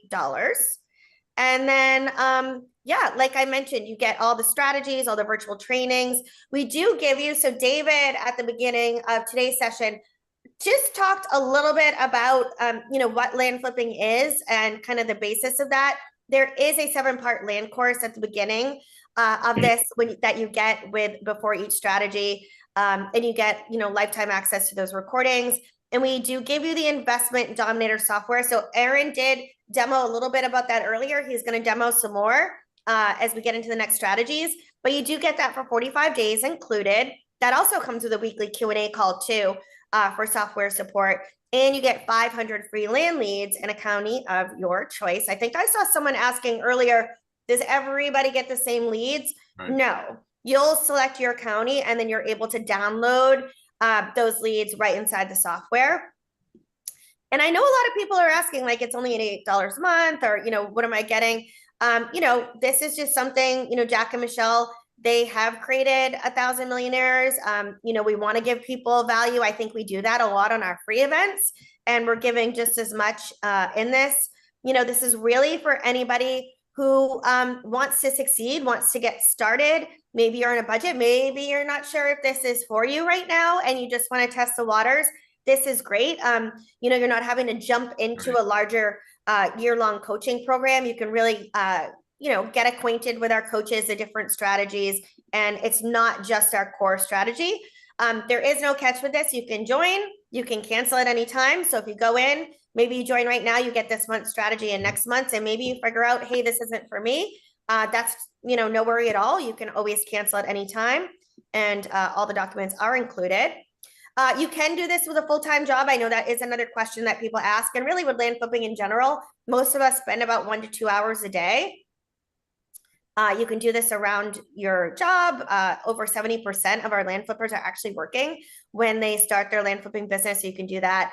And then, yeah, 500 letters a month are what some people are doing. And you just heard from Lori on what strategy that she was winning with, which is the tax deeds. And I know this was asked a lot as we got started. Do you need a license? You do not need any kind of license. You do not need to have good credit to get started in land flipping. And all of these strategies that we teach each month are the complete strategies. We do give you demos, there are Q&A, and there's a resource worksheet for each one as well. And yeah, I mean, there's no risk in getting started. There's low risk in land flipping. You know, if you do find large deals from any of the strategies that we're teaching, Jack will even partner, our coaches partner on those deals as well, which is awesome. And we do have some bonuses. So I did mention earlier that anyone today who registers as a fast action bonus in our monthly, that's like $88 a month, you'll get 2 additional land strategies for free. That'd be an excess proceeds method and blind offer strategy. So those are 2 that you'll get right away. Those are 2 of our most profitable trainings, most popular as well. And it's like getting, you know, that bonus, you're like getting, if you join now, you're getting like this month's strategy, next month's strategy, plus you're getting these other 2 strategies, which is really great.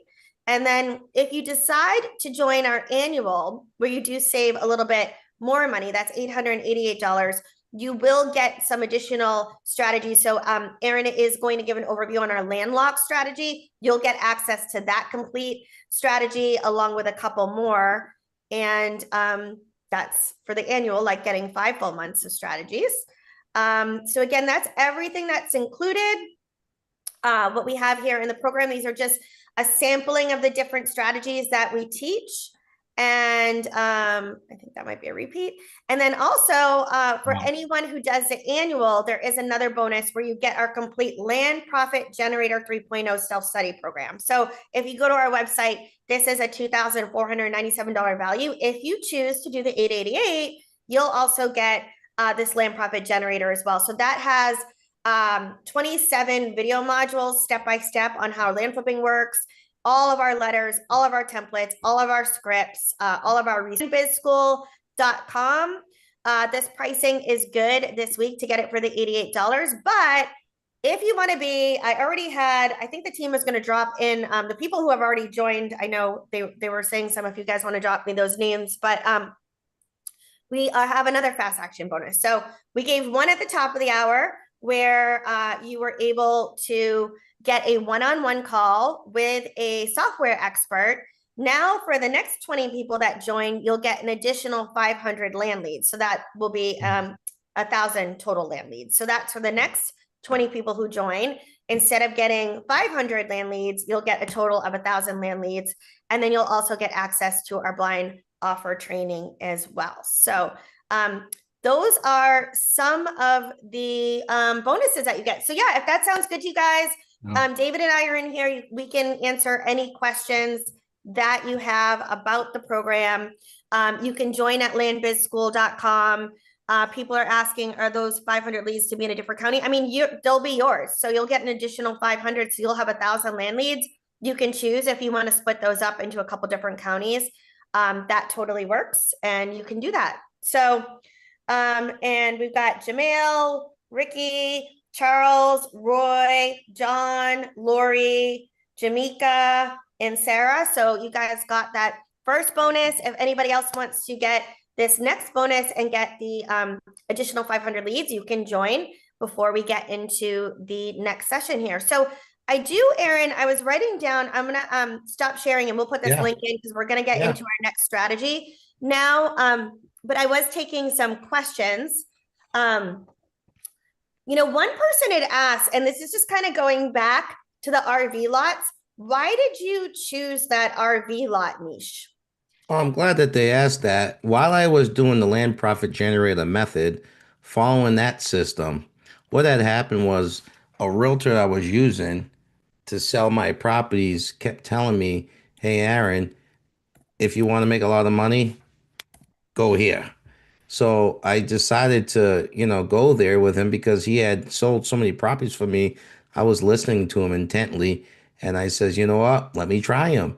And that's when I sent my first mailer to a landlocked property. My first deal, I bought for $1,000. This was a while ago, because you can't buy them this cheap anymore. But I bought it for $1,000, and I got two lots for $1,000, and I sold them both for 13,000 at the time. And this was a few years ago. And that's when I says, wow, they sold it in one day and we had 50 people call over the Wow. weekend. So I says, there's something here.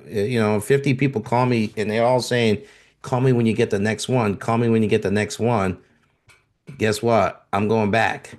So I've probably done, I don't even know how many. It's a lot, but what I like about the RV community is it's one of those things where I can always mail if I have a good subdivision. I can mail there like 3, 4 times a year or twice a year and consistently get deals. It's like a little ATM machine, right? Okay. Every time I don't know where to mail, I'll just keep going to the same place. What do people call it? Honey hole or whatever what it is? Yeah, I think it's like a honey, your honey hole. Yeah, I know it's we like have a county that we're in that we keep getting deals from year after year. We've been in the same county, so I totally get yeah. that.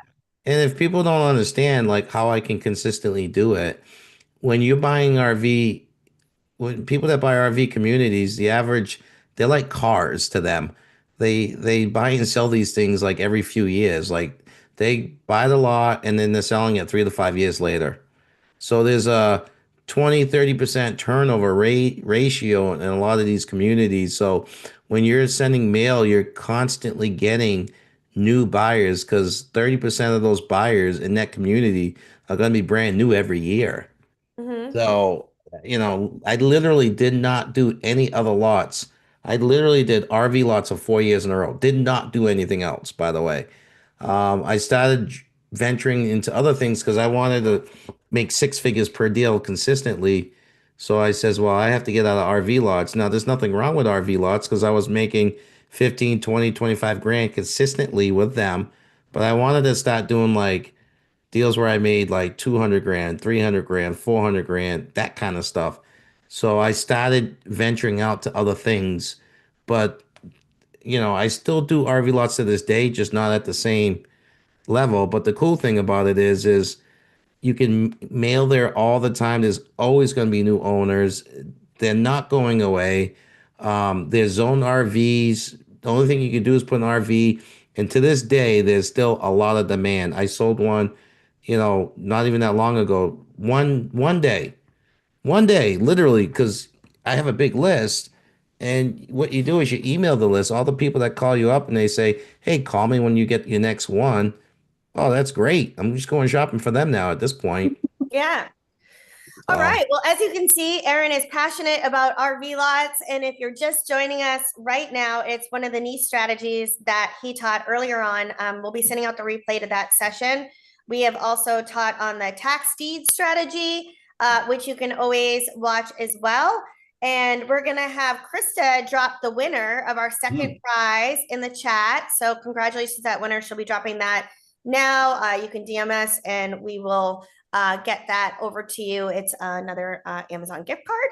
And also, yeah, for everyone who is just joining us too, we are starting hour number 3 of our big Land Biz reset. So thanks to everyone who's playing all out, that's been here for the first couple hours so far. This is a super interactive session and we are answering your questions. Aaron's doing demos. We have prizes, which we're giving out. So you can play all out in the chat to get that as well. And we're going to move on now to the next session here. So this opportunity right now is about land lock lots. So maybe let's like explain a little bit about what that is. yeah. Well, I want to tell people right now, you better get your notepad out. In my experience, these are probably the highest profit margin deals out there. Hmm. And here's 2 reasons. Lowest competition. Hmm. It's the lowest competition, Not only do the buyers not want to buy these, the investors don't want to buy them either. Let me say that again. Not only do the end users that buy land do not want to buy it, the investors don't want to buy them either. Okay. Now you're probably saying, well, why would I want to buy it? You're gonna fix the problem. Okay. So we get this is one of those niches where if you're kind of like one of these like computer people, like research people, like someone said earlier, like which niche do I do? You do the niche that you're into. This is a niche where if I'm the researcher guy, you're gonna make a lot of money because this niche is all knowledge. Basically, what's a landlocked property? It's a property that you can't get to without going over somebody else's property. All right. So if you have to go over someone else's property to get to the property, it's landlocked. Let me show them some examples of what some of them look like. How about that? Um, Sure. You want me to stop sharing so you yeah, yeah, can yeah. get in? Okay. Let's show them some Perfect. examples of what some look like. Why not? All right. All right. Can you guys see my screen? Yep, we can see it. All right. You see this guy right here? Lothier Agger. Lothier Agger cannot get their property. You can't get to that property without walking over this person's property, and this person's property. All right. Let's give him another one. Why not? Let's go to White County. Let's see here. This is and now you're probably finding out why people don't want to buy these properties because you can't get to them, right? But we'll explain to you what's so profitable with them. Here's another landlocked property. All right. This property right here, Alexander Venture Group. You can't get to it. Everybody owns property around it. There's no road going to this person's property. Let me show you another one. We'll show them two more. Why not? Carroll County. We'll show them another one. I want to show you guys these because I want you to realize that this is an unlimited potential. There's millions of these all over the country. Millions of them. Look at this one. Here's another one. Look at this. Landlocked. Can't get to it. Right? William Lee Gentry. I feel bad for him. He can't get to it. All right. Let's give him another one. One more. We'll go to Camden County. Why not? Camden County. And these are all over the country, guys. These aren't like in one state. All right. They're everywhere. During coaching calls, I always like to say, give me a state, I'll find you a landlocked property because they're everywhere. Um, for some reason that didn't happen. Okay, well, we'll just go to this one. Something happened with that property. Don't know what happened to it. Let's give them this one. Okay. 3110001B. All right. Here's another one. All right. Can you see where the problem lies, guys? Because guess where we make money as entrepreneurs? We make money when there's problems. And guess what? Their problem is they can't get access to it. All right. The cool thing about it is this is a 158-acre property. This property is probably worth about $1 million, 1.5 million. But guess what? It's not worth anything if you can't get to it. All right. But guess what? If you guys solve that problem, that's where the high profit margin is, right? Because you can buy them for next to nothing, and then you can solve that problem, and then now you can sell it like it's a regular property, and that's what we do here, right? That so the knowledge and research, that's where you're getting paid in this particular niche. So finding landlocked properties, what's that? I think you just went by it. What's Oh, the one sorry. before? This was, yeah, the first one. So the Yeah. landlocked properties. So Yep. so they really are worthless if you can't get to them, right? Let's be honest. If you can't get to a property, how much is it worth, right? How do we find them? We find them just like I just showed you. We look at GIS maps. What's a GIS map? It's a map of all the lots in the entire country. How do you get to there? You can use the county website to find them.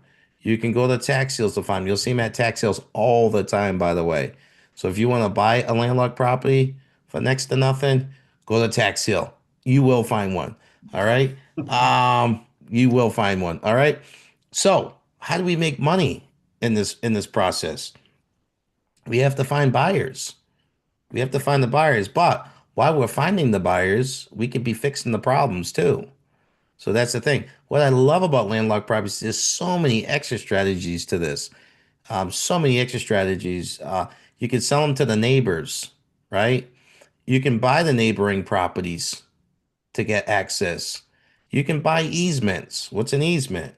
It's permission from the neighbor to get to that they can use some of their property to get to your property.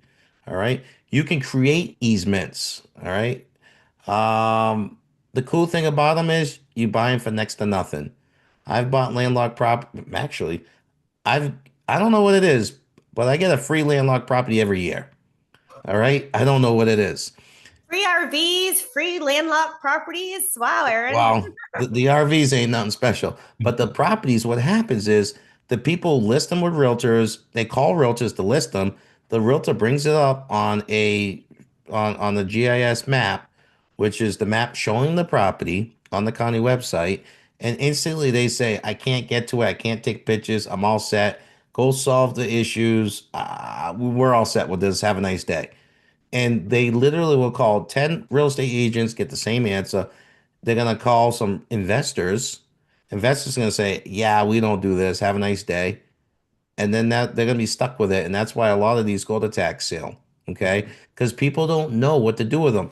That's where you come in as the investor. You come in as the investor because you can buy them for next to nothing. And then once you solve the problem, you get all the money. I've bought landlocked properties and made six figures on them. Okay. I've gotten them for free. I've gotten them for 500 bucks, 1,000 bucks, 750 bucks. Those properties were worth 50, 60, 70, 80 grand. I've bought landlocked properties for 5 grand that were worth 250 grand. Okay. Because you couldn't get to them. Right. So that's the thing. Package and sell, maps, benefits, direct outreach. So yeah, one of the things you could do with landlocked properties is you can actually buy all the properties around them or all the properties going up to the road. And then once you unlock that access, that's where you made money. One of my most profitable deals I've ever done in landlocked world was I had a 40-acre property that was buying for, I don't even remember how much. I think it was 75 grand. It was worth 400 grand. And there was a 1 acre in front of it that was only worth maybe 10 grand. I literally reached out to the guy and says, "Will you sell me the property?" He says no. I remember paying the guy $30,000. He said yes. I paid $30,000 for a $10,000 property. I'll never forget it because his attorney reached out to me, says, "Are you real? Are you really going to do this?" I says, "Yes, I'm real." And then he says, "Well, who's the closing attorney going to be?" I named the closing attorney, and it was weird because they happened to go to school together at law school. So he said to me, if she's the closing attorney, I believe that this is going to happen. So it was just a funny story, but I've overpaid to buy neighboring properties to get access to the property. Okay.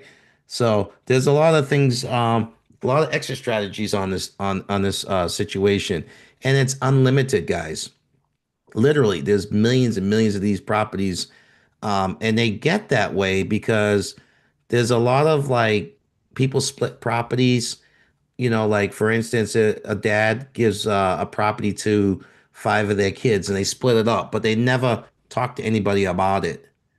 And it's like a handshake thing, a verbal thing. And then what happens is after the parents die, the kids die, the grandkids, they don't want anything to do with it. And then you end up with a bunch of landlocked property that nobody ever split up correctly. Nobody ever did a survey. Nobody ever did like easements agreements. So now you have a bunch of properties that go to tax sale, people buy them, and they don't know what to do with them because it started with a family that split the properties up, and then the grandkids don't want them, and now you have these kind of situations, right? So these problems, this is how they unravel, and that's where you guys come in, right? You spot the problem and you have to take advantage. Go ahead, Jen.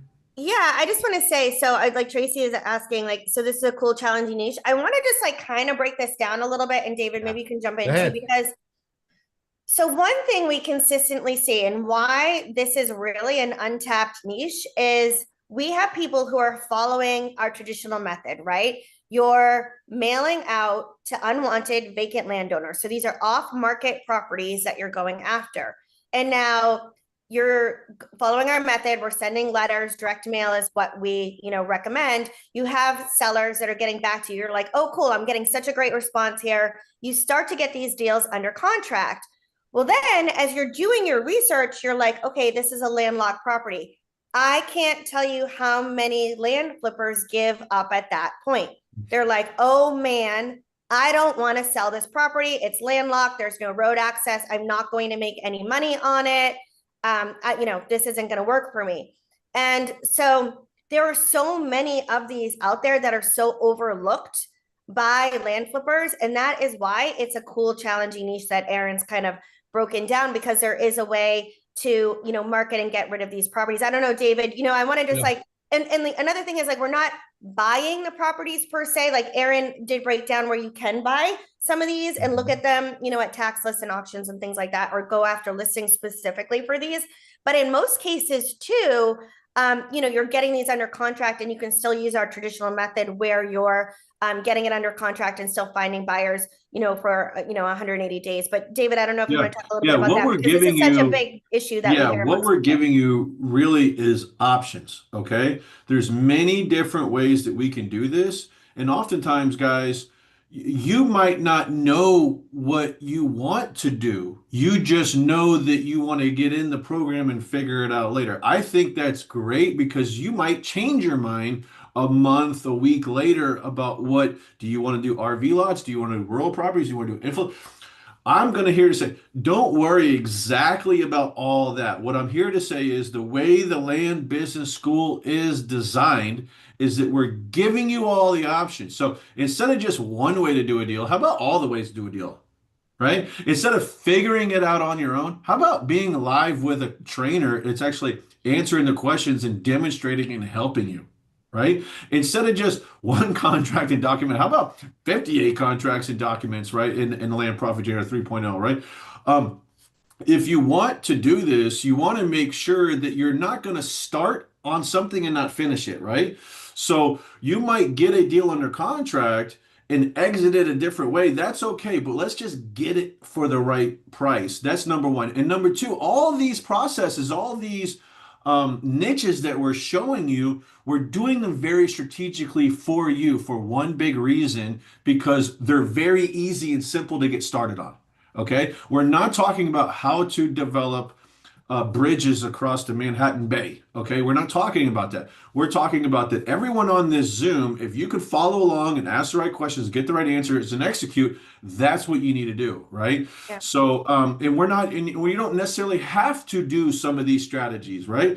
In fact, Erin, I just want to brag just a little bit, because you said a lot. I just want to say one thing. One of my biggest deals too, I got for, and I believe, I'm sorry for the exact numbers. This is not a disclaimer or just whatever the right word is. Sorry, Jennifer.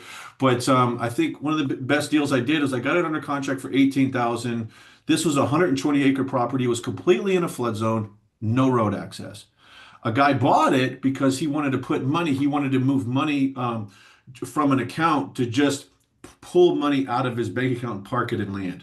He got it for $80,000. I think when he was done making payments on it, it was $120,000.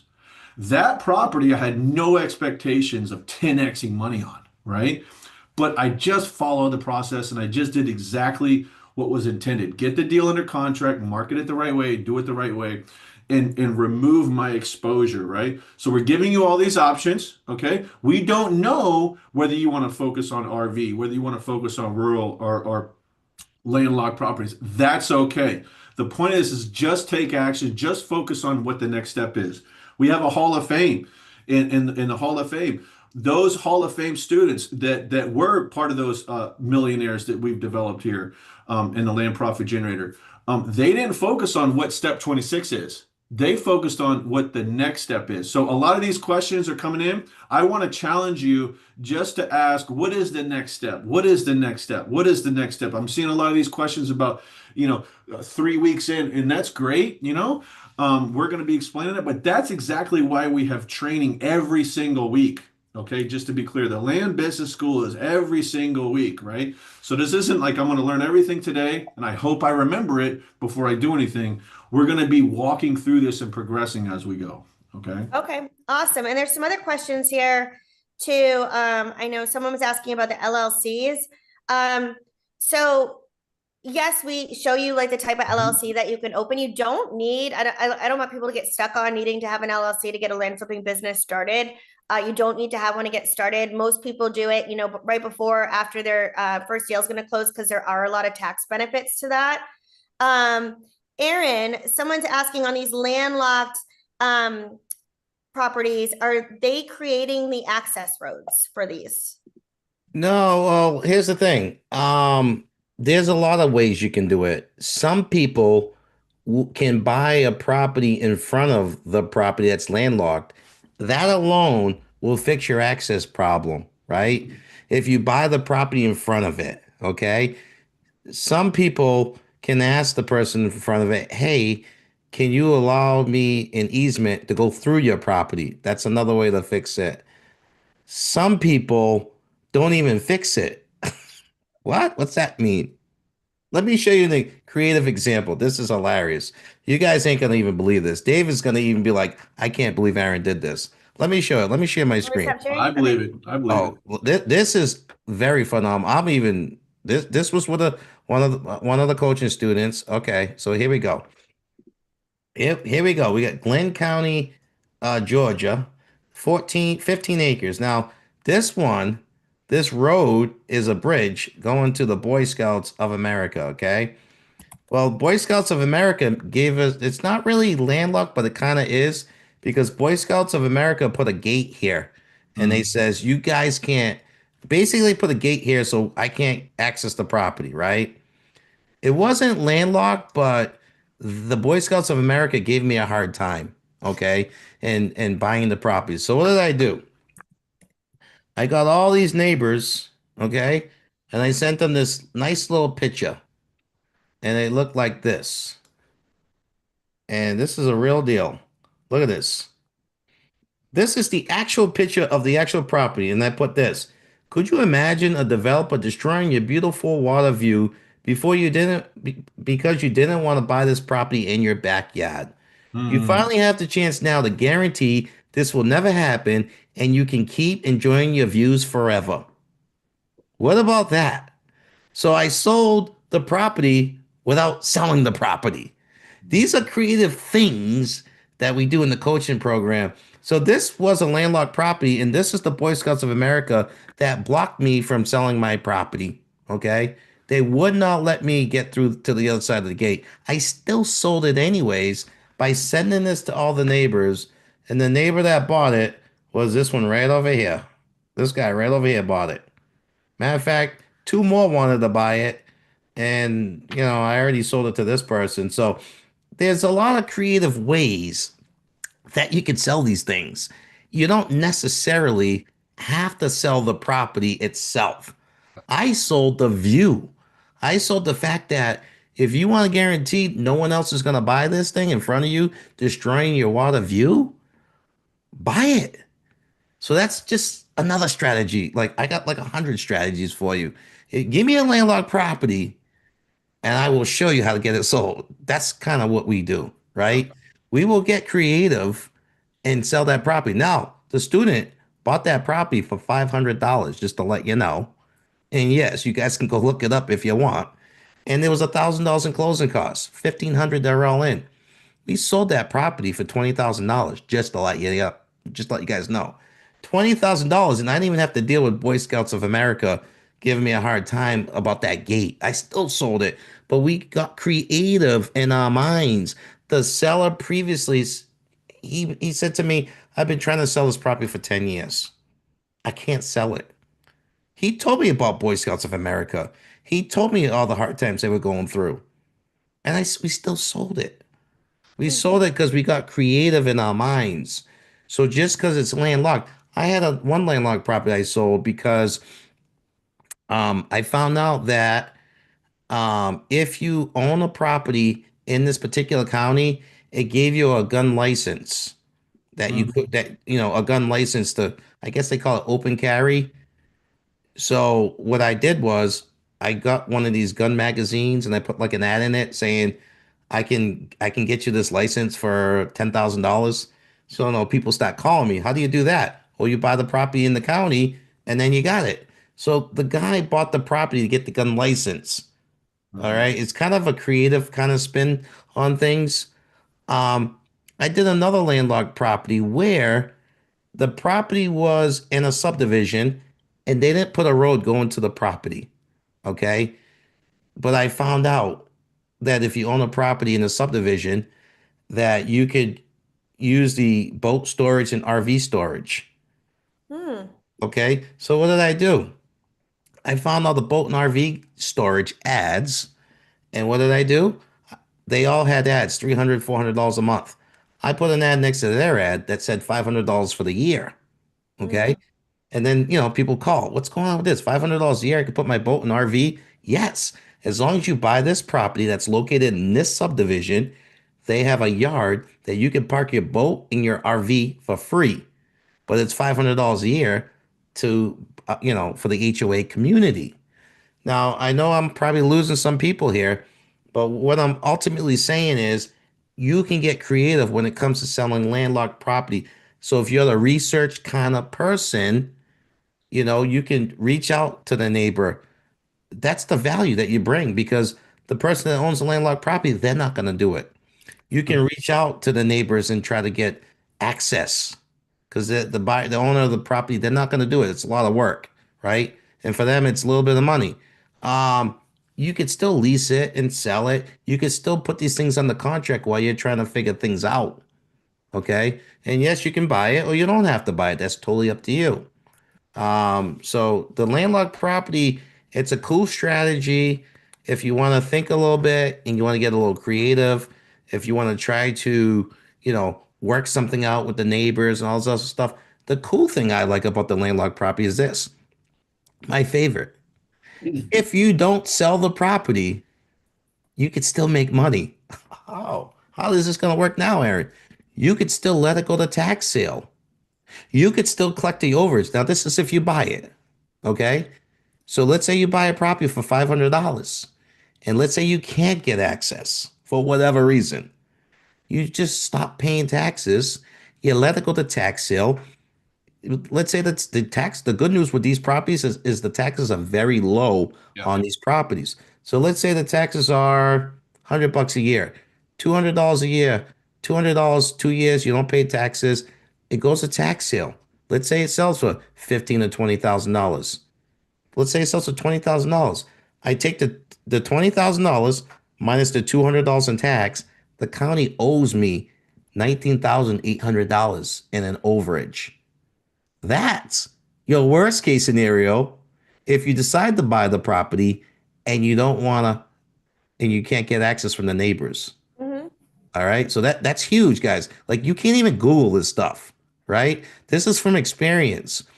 This is from people like us that do lots of deals where the experience is where this is coming from.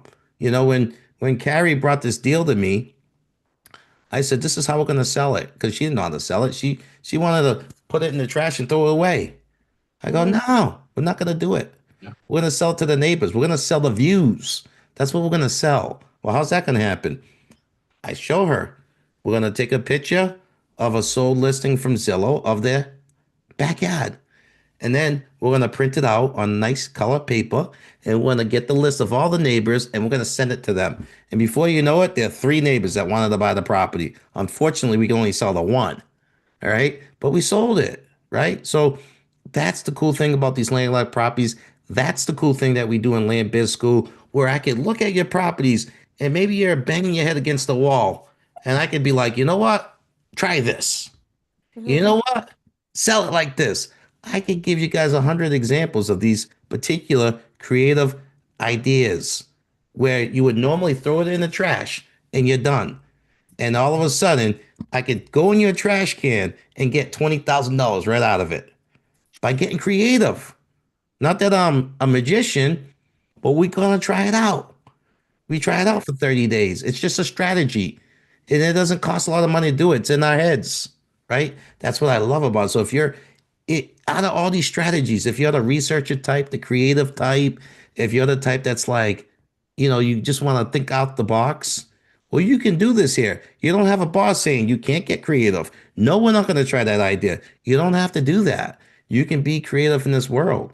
And the cool thing about it is you solve the problem of the homeowner or the landowner. And at the same time, I'm solving the problem of the person with their water view. Guess what?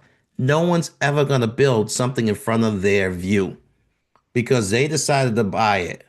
No one can say no to them. They own the property. And then when they sell the property, the next person they could say, nobody can ever build in front of you because we own this property and we're going to include it in the sale. How's that sound? Well, Aaron, how many of your students, just a few questions, how many of your students had a full-time job when they started this? Just about every one of them. And have you ever coached international students that were like from other countries and everything like that? I've coached students in Switzerland and the UK and Germany and Canada and all over the place, even, Yeah. So everywhere. at the end of the day, if you're thinking about doing something, giving yourself the chance to inch into something is obviously much better for you because you don't have to stop doing what you're doing. That's also what I want to make clear too, guys. Everything that we're showing, you don't have to stop your lifestyle. This is improving. This is an add-on. This is not an additional responsibility, a burden. This is an opportunity, okay? So seeing a lot of people super excited. I'm so happy for the people that already joined because you did the right thing because I'm part of this success and the fulfillment team here to make sure that you are getting what you are expecting here. And I'm a product of the system too. I got started in the business 8, 9 years ago. I got started doing deals.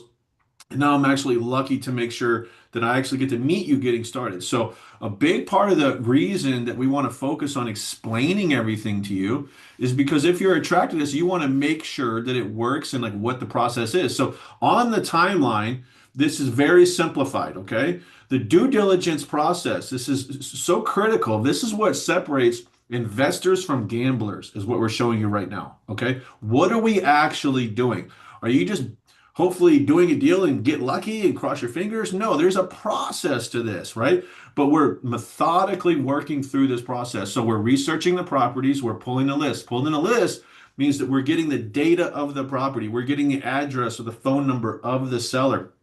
I saw another person, Aaron, ask, what websites can I do this on? You don't want it. We're showing you methods that you're contacting directly to the landowner because that's where we're going to get it for the right price. If you're trying to do properties that are already listed, you're going to buy at market value, right? We're showing you how to get deals at discount, okay? So the next part of the process is actually doing the due diligence. Now, we got a standard 3 to 7 days. When you get better at it, this is a lot faster. For somebody like me, this is a 24-hour cycle here. But let's just put up 3 to 7 days because this is where you're confirming everything, right? You're contacting the county and confirming that it's zoned this way. It doesn't have this much taxes and owed. There's no liens on it, etc. Okay. Negotiation of the contract sometimes is a response to an email that they say yes, they sign the contract. It could be 20 minutes, but we're just saying, hey, you might have to go back and forth. You might have to confirm a couple of things with them in this contract and showing it to them. Maybe they got to show it to their wife or the other person. Maybe there's 2 signers on the contract, right? And now the neighbor buyout, this is where we're reaching out to the neighbors and we're saying, just like what Aaron showed you was, hey, you have first dibs. We're going to go sell this property if none of you want to make an offer on this property, but we're giving you an opportunity now before we do it. Okay. So that's why we do want to let it marinate a little bit because, just think of that like your built-in buyers list. Okay. And then, creating the listing, getting it listed, we're showing you ways that you can list it for free. You don't have to have a license, right? There's so many ways that we're showing you how to list it without a license and list it for free and find a buyer without having to pay for that. Okay, that's super critical.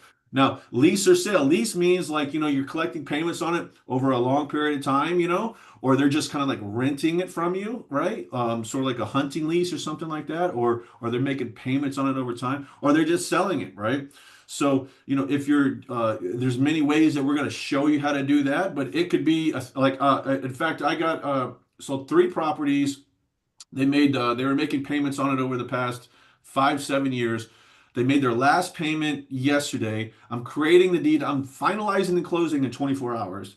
So it's now they made all these payments over a long period of time. Now I'm just emailing a document to the county for them to record that it shows it's the new name. So think of like the process is very similar to buying and selling a car. Okay. Instead of going to the DMV, imagine just like going to like a virtual DMV where you're actually buying a license plate and registering a car, but you're kind of doing it for a piece of land. Okay. So the whole process of getting it, researching it, marketing it, and selling it, we're showing you all of this.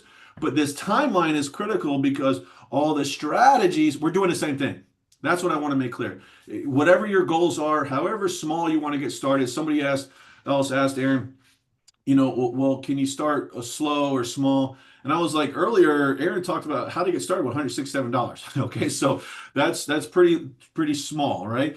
So we can start there or we can start bigger, but either way, we're going to give you the tools and the process. And this is the methodology that we've been teaching for many, many, many years. Okay, from students all over the country to all over the world, right? So yeah, we're having a really good time so far, Aaron. Thank you so much for kind of answering all those questions and demoing a lot of those properties too. That's really critical. Yeah. Another creative strategy that we use for Carrie's deal was we actually traded land to get the easement, Mm. which was a great way. That was a 6-figure deal, guys. That deal that deal made about $220,000. Anyone want to see that deal? I can show you that deal. Who wants to make Yeah. $220,000 on that? So let me show Want you to go that ahead deal. and share your Yeah. screen? And did Yeah. she use Okay. any of her own money for that, Aaron? Yeah, she used her mind, no money. Okay. So this was the property right here. All right. But what had happened was this was another one. This was a private road. So we weren't allowed to use this for access. So it's landlocked, right? But the funny thing is, this guy over here, what we did was we says, hey, how about he had 1 acre property? I says, how would you like to have 2 acres, 2 more acres? He says, sure, I'll take 2 more acres. I says, okay. He says, what do you want? I says, I need access. I said, I'll give you 2 acres. You give me the access to this road. Now, this is not updated yet because this recently happened. If you guys look at this, this is a property that we had bought for $680,000 that we sold for $900,000. Now, the previous seller could not get access to the property. He had issues. But we went in there, we found the access, we made access with actually 2 neighbors when it was all said and done. And then once we got that, we were able to sell the property. We actually got access from this person, and we got access from this person because we found they agreed to give us an easement, and then we actually traded land to this person over here. All right. So literally, the seller couldn't sell the property. We traded some land that we didn't even own yet, but we made an agreement and we did a double closing. That's why when you look at that deal, the buy and the sell price was on the same day. Actually, let me show that again, just so people can see that. So this is what it looks like on the county website. So when you go to the county website, you'll see that it was on the same day, September 4th and September 4th, 680 to 900. You guys see that? Now I show these examples because I don't care. You guys can research these things all you want, right? Because I just want you guys your name to be next to that on the county website too, right? So that was a deal where it was a double closing where Carrie didn't have to come up with $680,000. We used $900,000 from the buyer who actually wanted to pay in Bitcoin. I talked him out of that, Dave. Yeah, he wanted to pay in Bitcoin. And we took the $900,000 and we gave that to the seller, the 680, so we could make the 220. So that's how that worked. So that was, oh, we had to pay a realtor commission too. We didn't even sell. A realtor sold it, right? And that But comes out of the closing, right? yeah, that came out of the closing. That came out of the closing, so we didn't have to write any checks. We just had to orchestrate the deal, right? Here's the deal. Orchestrate the deal. And honestly, it was a good deal. And the funny thing is, the seller could not sell the property. You know the saddest part about the property? He wanted to sell the property because he didn't want his kids fighting over his money after he passes. He literally went to the closer with an oxygen tank. Mm. Okay. And one of his only requests that he wanted, he says, Aaron, one request. I want to be buried on the property. Mm. He says, I have a family cemetery on the property. It's 230 acres. If you let me be buried on the property, I'm 85 years old, however old he was. If you let me be buried on the property, we have a deal. And we wrote it down. We made an agreement, and we told the end buyer about the agreement. He did not care.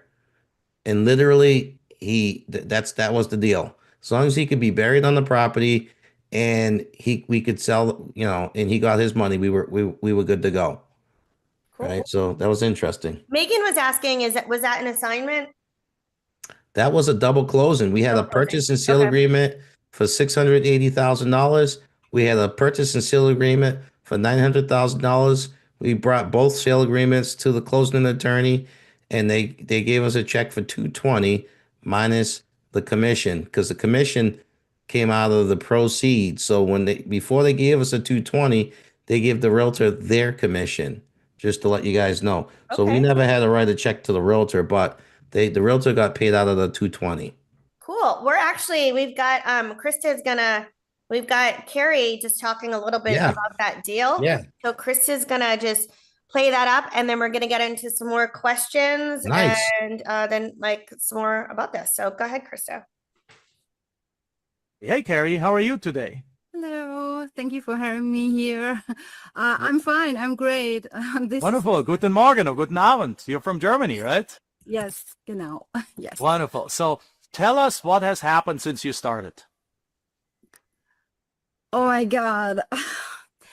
My life has changed. I have very, very relaxing mornings. From time to time, I can even sleep in if my dog let me.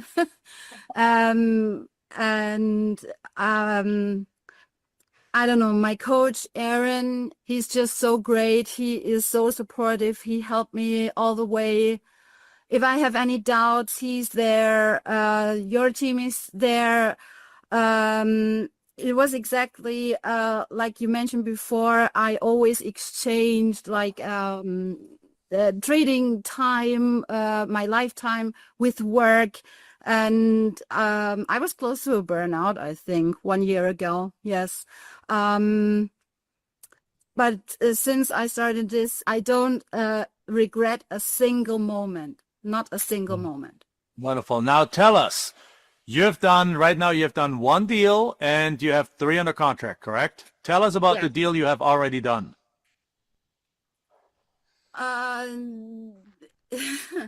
I know Germans don't like to talk about money a lot, but you have to talk about money right now. How much did you buy that property for? Let's put it that way. How much did you put it on a contract for? Let's put it that way, because you didn't use your money to buy it. So how much did you put it on a contract for? It changed. It changed first. It was 700,000. 700? Then a survey had to be done. So we lowered it then to 680,000. Okay. And then we sold it for 900,000.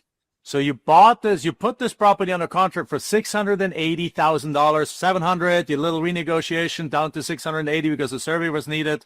And then you sold it for $900,000. Now, did you have $680,000 to buy this? No, of course not. No. So you did what I explained all week long already. You did what's called a double closing, right? You used the buyer's money to pay for this, to pay for the property. No, actually, refund. Oh, you needed transactional funding for it. Yes. Okay, great. Does everyone here, guys, put in the chat box, do you know what transactional funding is? If anyone says no, I'll explain it quickly. Otherwise, it's thing. Okay, no, a couple of no's. So transactional funding is sometimes the title companies don't allow you to use the buyer's money to pay the seller. They say, okay, I understand, but you need to bring up your own money. Now, Carrie, sitting in Germany, if she's not a millionaire, she doesn't have $680,000. So what happens? She reached out to us. We reached out in our buyer and to our network, and our network came forward and helped her get a loan for $680,000 for 1 day. That's called transactional funding. So basically, she was able to buy the property for $680,000, and the same day, the buyer paid $900,000, and the $900,000 was used to pay off the $600,000 plus a fee. And as a result, she was able to do that deal without using any of your own money.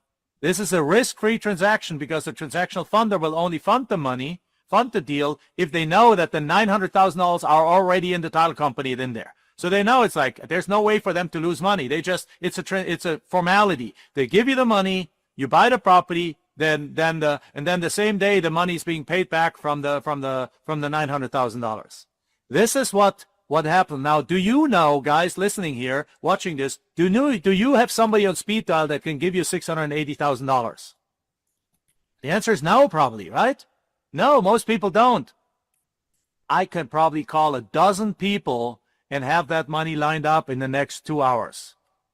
And that's what we've done for Carrie. She needed, is that correct? You needed that money? How long did it take for you to get that money?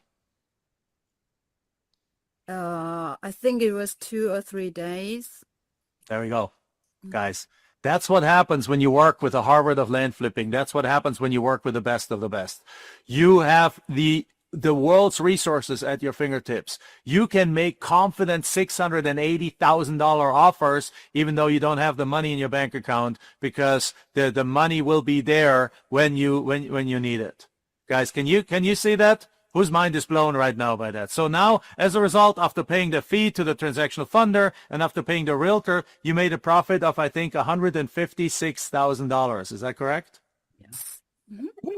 Exactly. Guys, can we get a big round of applause for Carrie for $156,000 profit on her first deal?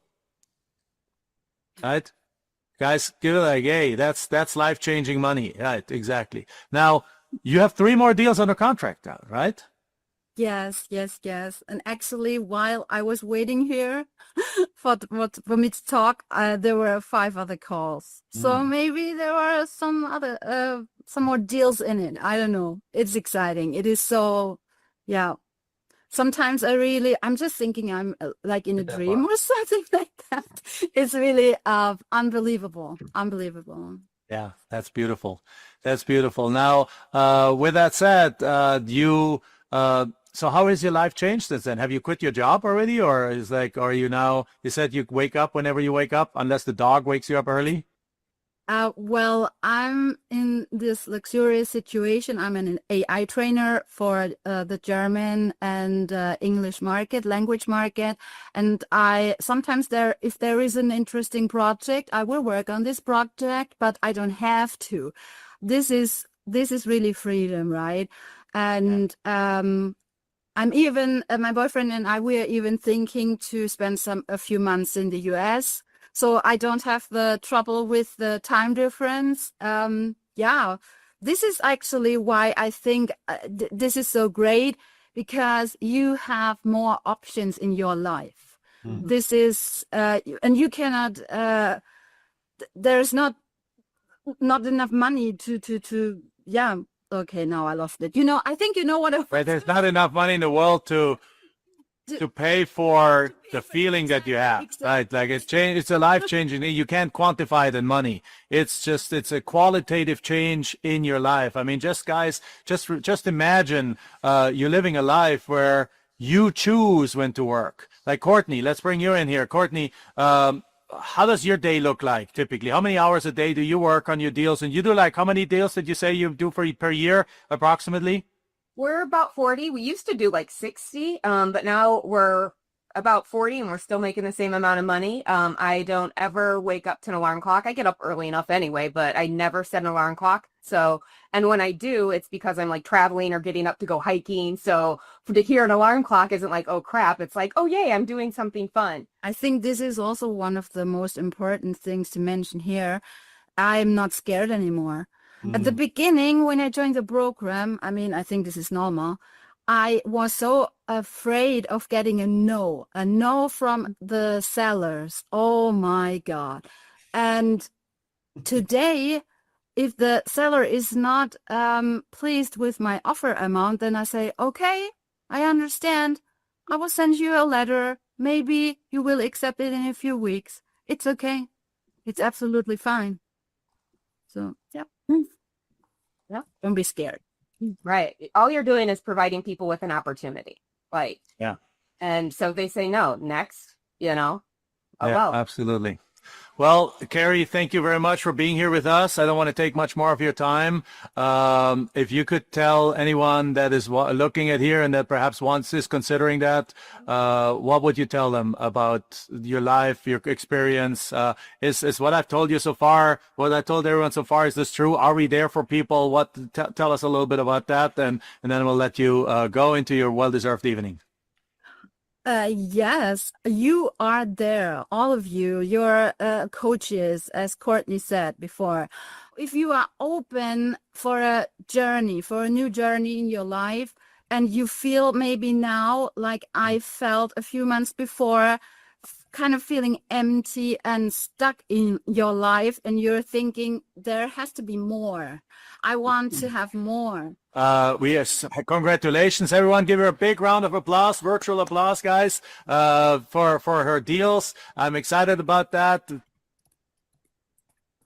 All right. Well, that was Carrie's deal. So that was a deal that Erin just broke down, and that was our founder, Jack Bosch, who was interviewing her. And then Courtney, who's another one of our master coaches, she also teaches in the Land Biz School. In fact, she's going to be teaching an upcoming session on her low-cost marketing strategies. Sometimes she doesn't even pay any money to get her deals done. And she's also going to be teaching about how she sells specifically to neighbors too. So that's another strategy that she'll be teaching. So let's see here. Where are we now? Let me just pull up my screen here, and it is almost prize time. All right, let's get another heck yes in here. If you guys want to get into the prize, we'll have Krista, who will go ahead and she'll select someone here as well.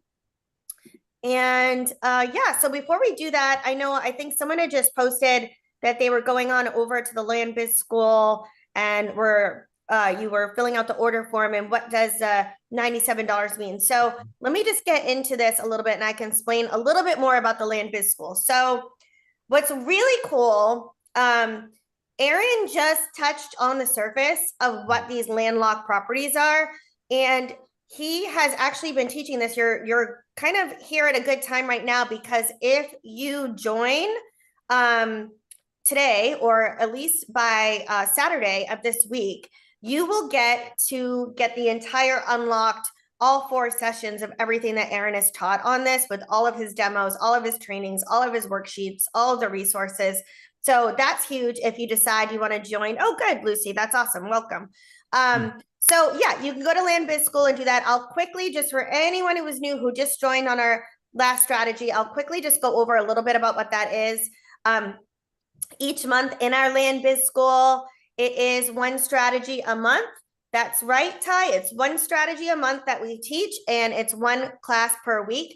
You actually get 2 classes per week while you have the Investment Dominator as well. Every Monday for the Investment Dominator, there's an onboarding and Q&A call that you get access to. The Investment Dominator software is included in the Land Biz School for the first 45 days. And I saw someone, maybe it was Corey, who put that in before. If it's the $88 for the first month, and then the Investment Dominator is included for 45 days. After the 45 days, it's $97 a month after that, and you can cancel at any time. Again, these are all of our coaches here. Many of them who are teaching in the Land Biz School. Erin, teaches on all these sessions that he's covered today. That is what you'll be getting. And just like I said, they're weekly sessions every Tuesday. They're all recorded. If for some reason you're not there live, they do the step-by-step demos. There's worksheets, really everything you need. And they also show you how to incorporate this all into the software too. And there's plenty of Q&A there as well. If you're stuck or if you have any questions, you can ask those. You get our community. So like Carrie was saying, and like Aaron said, you know, if you needed a transactional funder, and I saw people while that was talking, like, what is transactional funding? So that is where, you know, you can do a double close, which is where you take your buying contract and your selling contract, and that goes to the title company, and it's one transaction. Sometimes, especially on a large deal like this, you may need a transactional funder, and that is where someone will loan the money to you, you know, just to get it closed, and they take a small percentage, and we have an arsenal of those people in our community that we can set you up with. And then also, you know, JV with you too, if you needed that. Like I said, everything's recorded in here. Just a value that we put on the Land Biz School is $5,000, but that is not what you're paying. It is $88 per month. So that is what you will pay if you decide you want to get into the monthly. It starts right now. So as soon as you guys join, you will get access in an email and a welcome email right direct into your student portal and into your software, so you can get started right away, whether you choose the monthly or the annual. And then you'll be able to join the next live session. We'll have the Investment Dominator onboarding and Q&A is every Monday at 7 p.m. Eastern time, 4 p.m. Pacific. And then the Land Biz School live trainings are every Tuesday at 4 p.m. Pacific, 7 p.m. Eastern. So when you join today, you'll automatically be able to get in and start to listen to this month's session. And then you'll be able to also join the next live session, which is really exciting. Again, this is everything that's included. All the contracts. That 7-part land course that you get is really going to give you the overall view of our, you know, method of what land flipping is. And you get the 500 free lands in a county of your choice, like we mentioned, that you'll get as part of this. Right now, if you go to our website, it is $105 a month. So if you go to this link, it is the $88 a month, and you're locked into that forever. So if we raise the price, you will be locked in at this $88 a month, which is really nice too.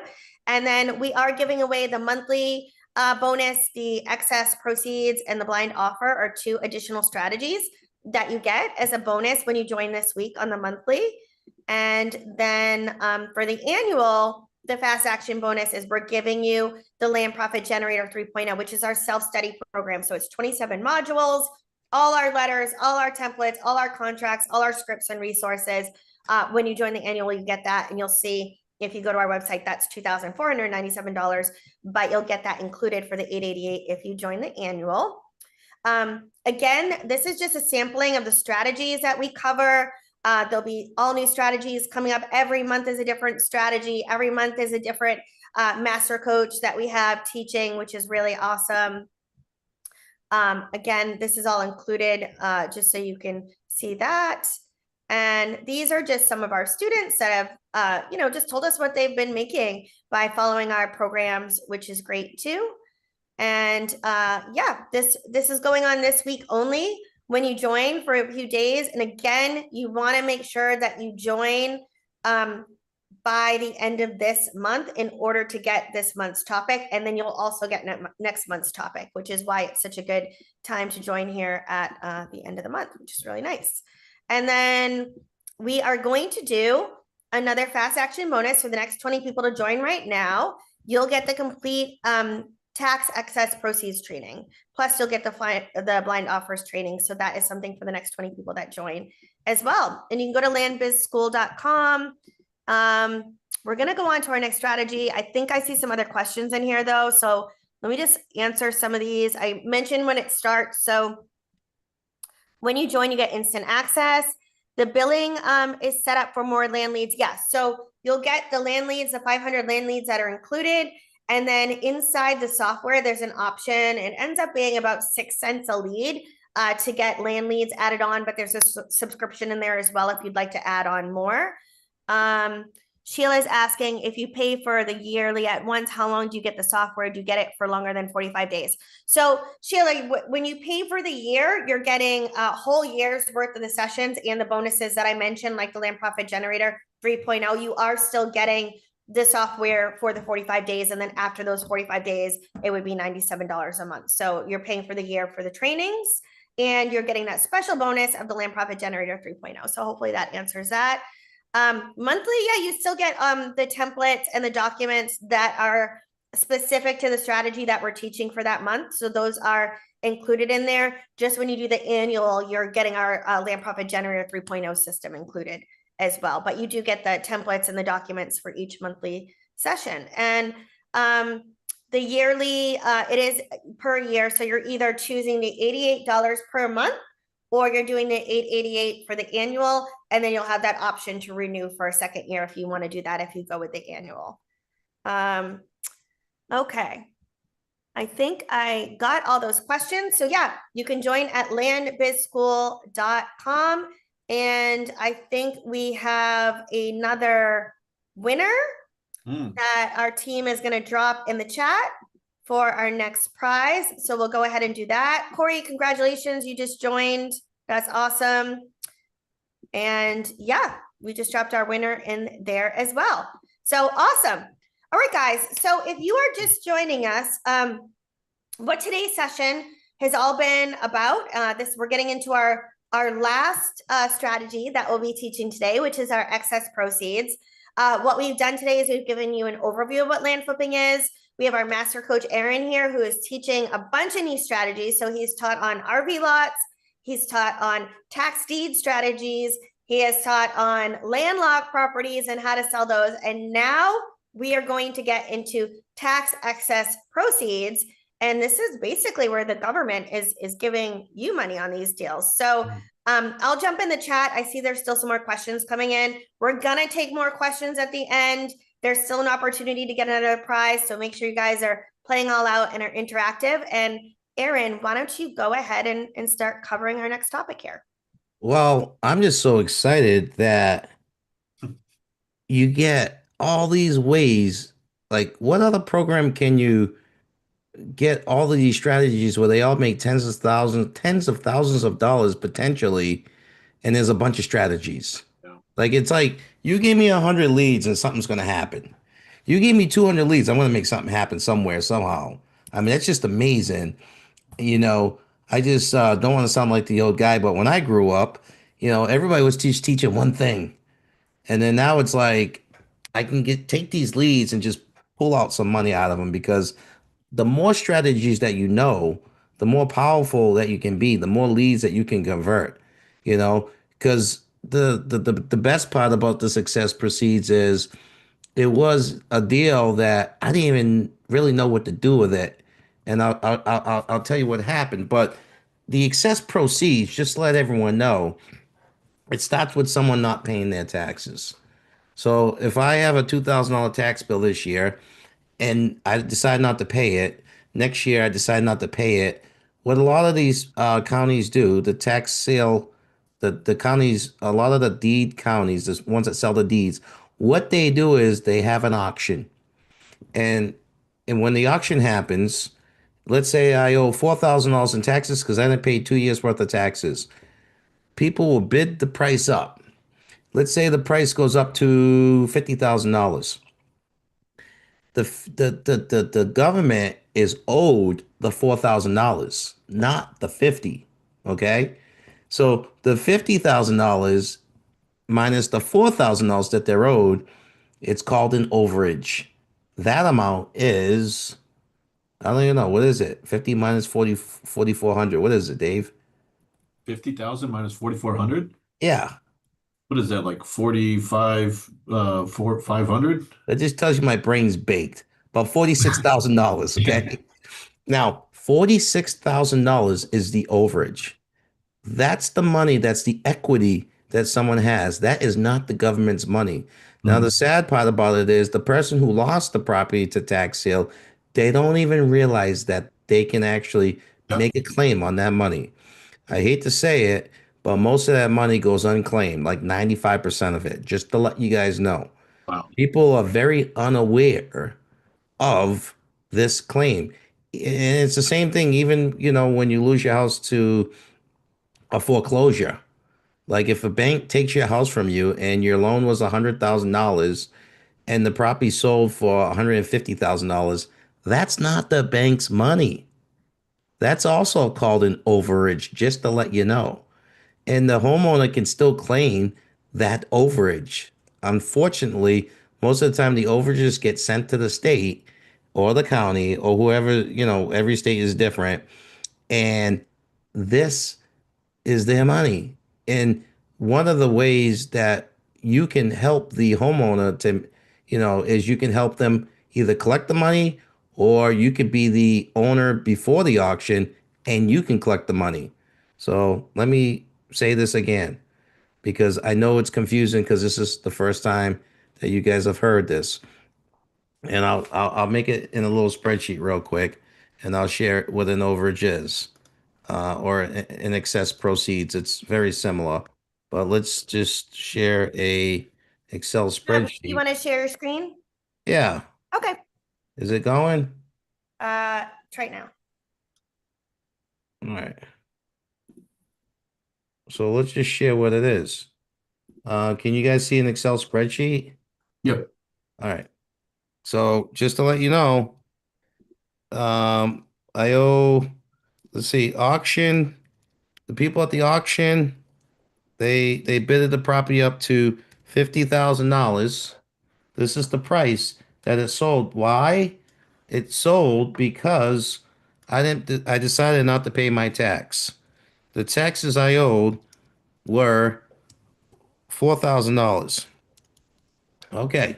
So $4,000 in taxes. Now, this is the difference.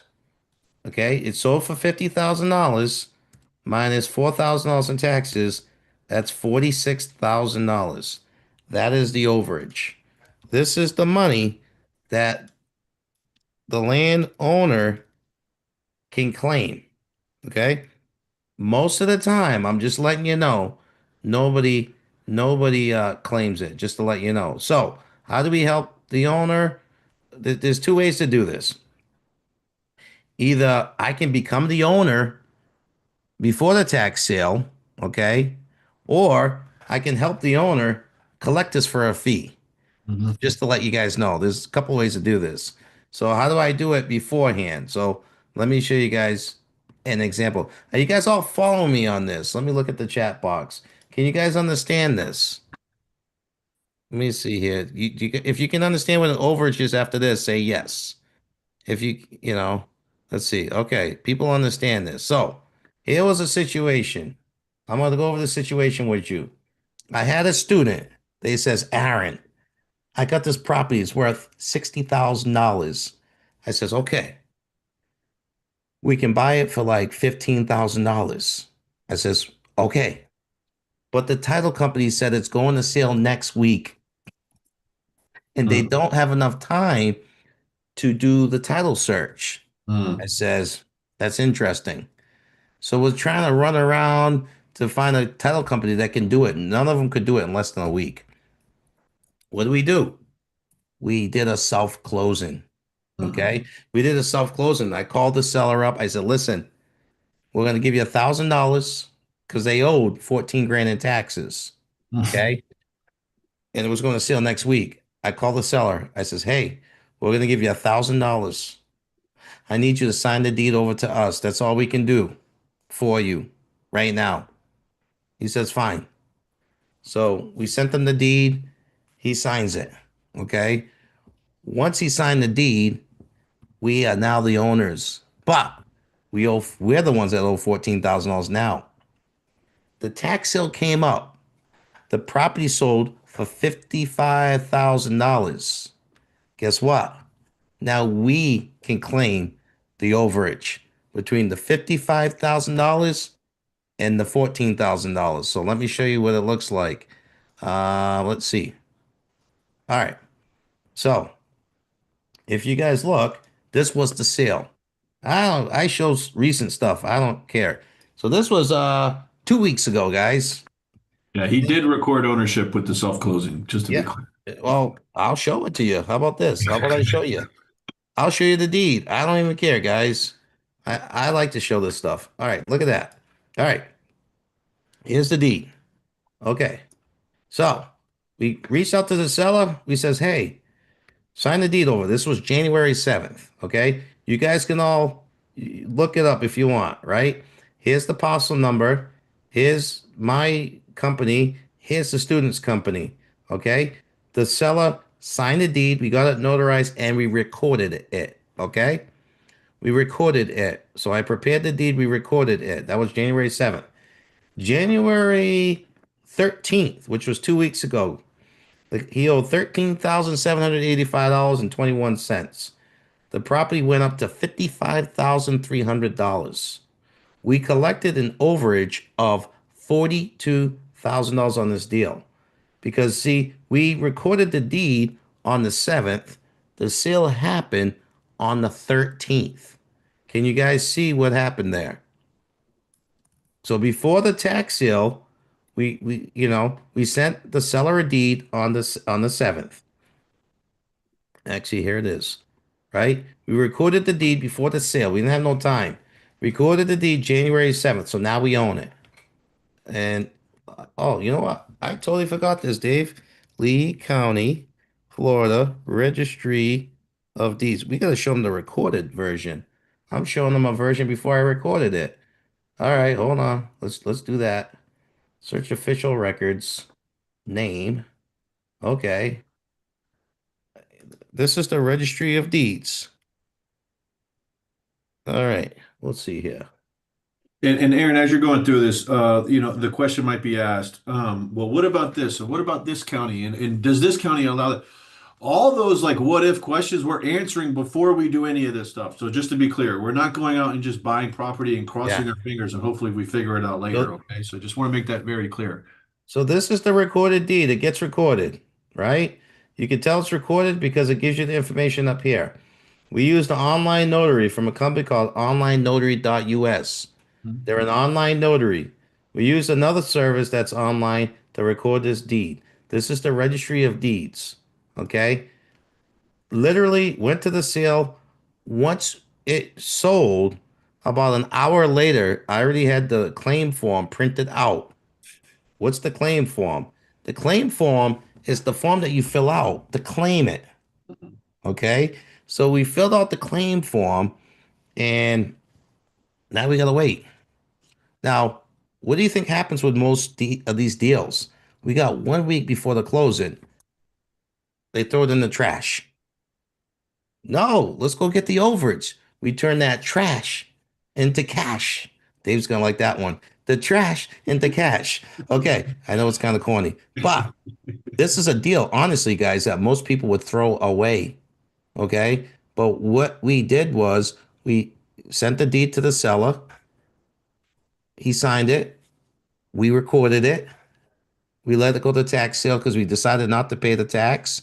It sold for $55,000. Now we get to collect the difference between the $55,000 and the 13,700 and change. That was about 42 grand, whatever it is, 41 grand. I don't know what it is. So that's what you call an overage. Okay. And overages happen in every single tax deed state there is. Just to let you know, let me just show you something here. Let me just show you something. This is an auction, the same auction. This sold for 21,100. The property had $7,700 in taxes. The overage here was 13 grand. This one sold. This one started at 4,400, sold for 16,000. There's an overage. Every one of these auctions that happened, there was an overage. Look at this one. This is a big one. Could you imagine if we gave this guy $1,000 and it sold for 130 at auction? We would have collected $115,000.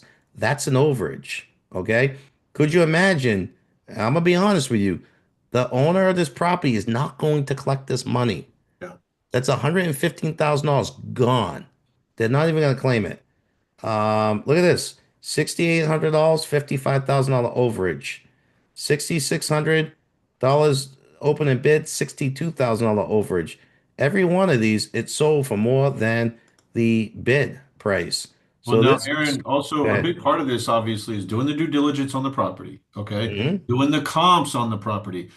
Maybe some people are like, well, what about this or what about that? Well, obviously, we're targeting properties that we have built-in equity and built-in value. This is why we want to build the skill set. Remember that timeline that Jennifer was showing before about what we're doing throughout that process? We're doing that for every deal, right? We can speed that up, we can slow it down, we can make it bigger or smaller, but at the end of the day, we have to do due diligence. We have to do comps. We have to use the right contract. So a lot of this what if stuff, we've already thought about it, right? What we're doing it the right way. This is how you do it. Okay. So yeah, so we don't want to go out and get a property under contract that's only worth $500 and pay a landowner $1,000. That's absolutely not what we want to do, right? We're doing this the right way. So we're encapsulating very quickly. We're showing proof here. We're showing you that we can get started, Aaron. Great job, by the way. For $167, I think was the cheapest property that we demonstrated to earlier, all the way up to $46,000 in profit on another deal. But everybody here can do that, right? That's what I'm so excited about. Everybody here can take steps to get started with their land business, to create their future, to control their destiny, and be just like Carrie, who was Yeah. on a Zoom just like this not too long ago. Okay, remember that lady from Germany? She was talking. She was talking about that she did the deal with Aaron Williams, who's here, right now on the line. Yeah. Right? She was here on a Zoom just like you guys. And if you want to rewrite your destiny, you want to create a game plan for this year, this is how you do it. This is the simplest way that we're going to show you how to get started. Okay. The other part of overages is you could reach out. You could reach out to the owner later. It's not as much money as you'll make, but you could reach out to the owner later and say, "Hey, I can help you collect your overage for a fee." So that is doable too. But what I like to focus on is giving the seller $1,000, $500 before the sale, so we can get the upside. Because that's what honestly where the most money is. One, two, I own the property, so I don't need the seller anymore. All right. Because when you collect the overage and you give someone a fee, you still need the seller. Okay. But when I own it before the auction, we don't need the seller anymore. We are the owners. All right. So One question. Let me just add some questions here, Aaron, for some context here to show everybody. But what if someone says, "Well, why would they accept this much for this property, knowing they can get more?" Right? Are you making multiple offers to a lot of different people because you're expecting some people to say no, or is it always 100% win Um, rate on your negotiations? Either way, you're making offers, right? how about we go back to the data? All those properties that you see got sold, they're gone. Mhm. They don't come back. Mhm. We didn't make that up. That's a county website. So when it sells, it sells. It's over. There is no coming back.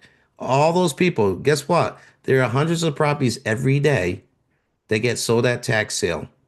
They don't come back for the most part, unless it's a redeemable state. But for the most part, that's only 4 states in the country.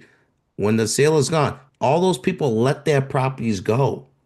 That person there was one person, I just showed you, $130,000 sale, and they let it go for $15,000 in taxes. Come on now. You think they couldn't have called a realtor?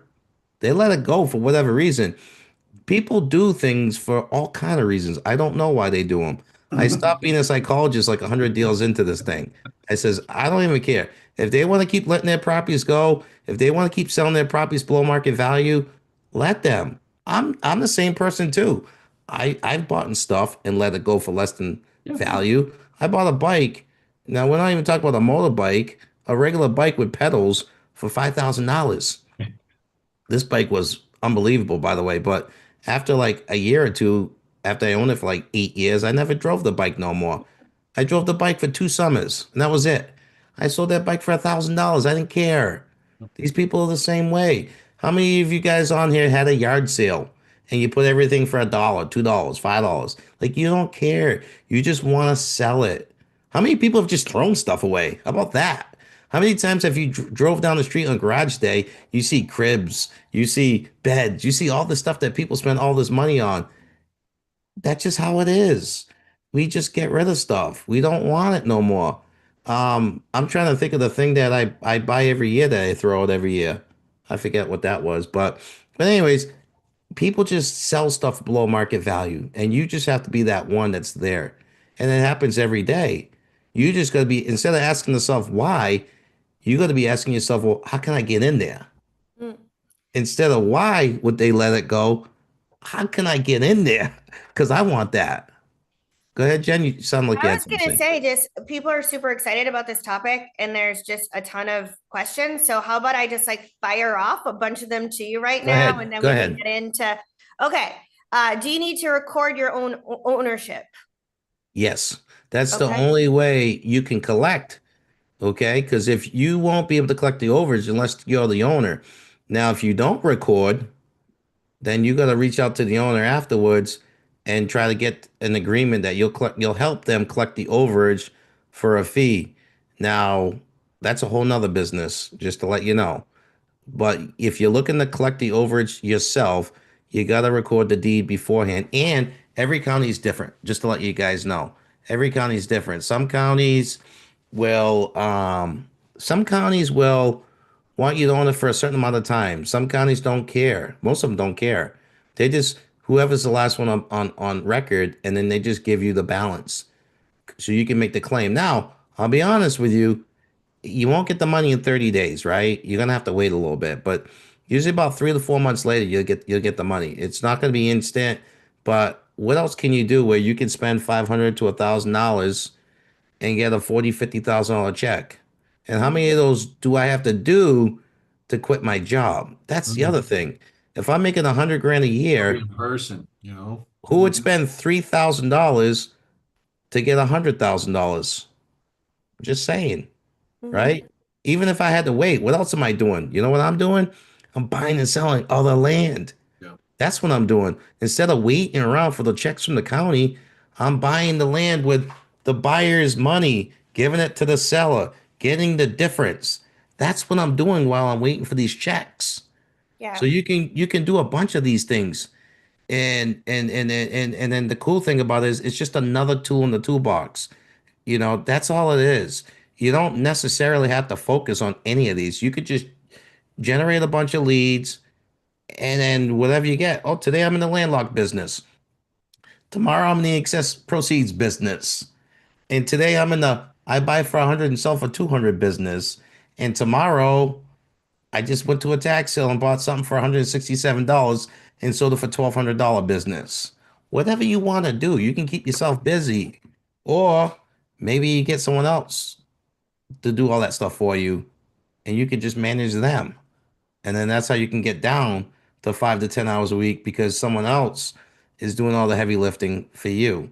A realtor is selling your properties. Maybe you have someone helping you buy the properties. Maybe you have, but you can outsource this stuff. That's the key. When you outsource the stuff, that's how you can have your time back. See, if I could outsource somebody else selling cars for me, I would have did that 15 years ago, right? They wouldn't let me outsource my job, right? Not going to happen. But we can outsource this. Someone else can do this for us. But we should do a few deals ourselves, and then you can have someone else do it for you. That's the key. Quick question. So, if you go into this and you're trying to do it overage tax proceeds and the county takes it, does that affect your credit? It doesn't affect your credit, and I'll tell you why. We never signed a note in our personal name to guarantee the debt. We never signed a contract, to guarantee anything. So what happens is it stays with the property. Okay. The only time that something affects your credit is when you sign for something. When you sign a note, you guarantee something. Nobody guarantees property taxes, just to let you know. Just to let you know, anybody can go on the tax assessor's website and pay my taxes for me. They don't care. The way the program works is you own this property, you pay the taxes. If you don't pay the taxes, we take it and go sell it to somebody else. That's how it works. Okay. I hate to say it like that, but it really is like that, right? So you don't have to worry about your credit. Nobody's asking about your credit. You don't really need a lot of money to do this because if you don't have $500 to do this, you can borrow it. You can do a cash advance on your credit card. You can ask your friend for it.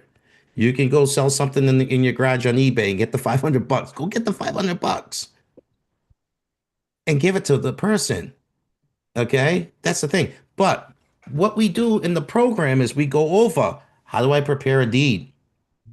How do I know to do this in the first place? Like, how do I know which one to do this on? Let's figure out the value. Oh, this is a good one. It's worth this much, and the taxes are this much. Okay, great. How do we prepare the deed? How do we record the deed? What form do we fill out to do the claim? Where do we send it to? That's what we cover, right? But the overall view of this is the concept. It's there. We're there to show you that it's real. There are people every single day losing properties, but it's up to you to market to them before it goes to tax sale. Let's say you, let's say you don't make it to them before the tax sale, or maybe you want to go to the tax sale yourself. But whether you want to do it, you want to make money before the sale or after the sale, that's something that you can do, right? So that's the key. So, anyways, Investment Dominator, just to let you guys know, all of this can be done inside of Investment Dominator. What's Investment Dominator? It's our CRM system. Let me show you what that looks like again, and I will show my screen when you're Yeah, I can done. stop sharing here. Yeah. And we have a bunch more questions in here that we can Yeah. get to as well. So just to let you guys know, Investment Dominator is unbelievable because you do not want to do this in an Excel spreadsheet. Now, let me show you the new version. I'm still getting used to it because the new version's been out for not that long. But this is the new version. All right. But we can keep track of everything. All right. We can keep track of all this stuff. All right. Let's go here. So we can put all the people that we're reaching out inside of Investment Dominator. We can make our offers inside of Investment Dominator. These are the customers. All right. My computer's going a little slow because we're on a Zoom Central, a Zoom call. But anyways, these are all the people. Okay. When I click on a property, this is all the property information. We don't have to sit here and remember what we told someone last because we could put it in our notes. We have all the information about the property in here. We have the, well, not this one. What happened? All right. Well, this is a demo account, guys. I didn't put all the information in, but let me find someone that actually has all the information. Oh, come on. All right. Hold on. Let me find someone that I can get all the information. And so this software that we're showing you here is what we like to call the all-in-one tool. Okay, what this does is it simplifies and it organizes. All you have to focus on is what is the next button I have to press? What is Yep. the process?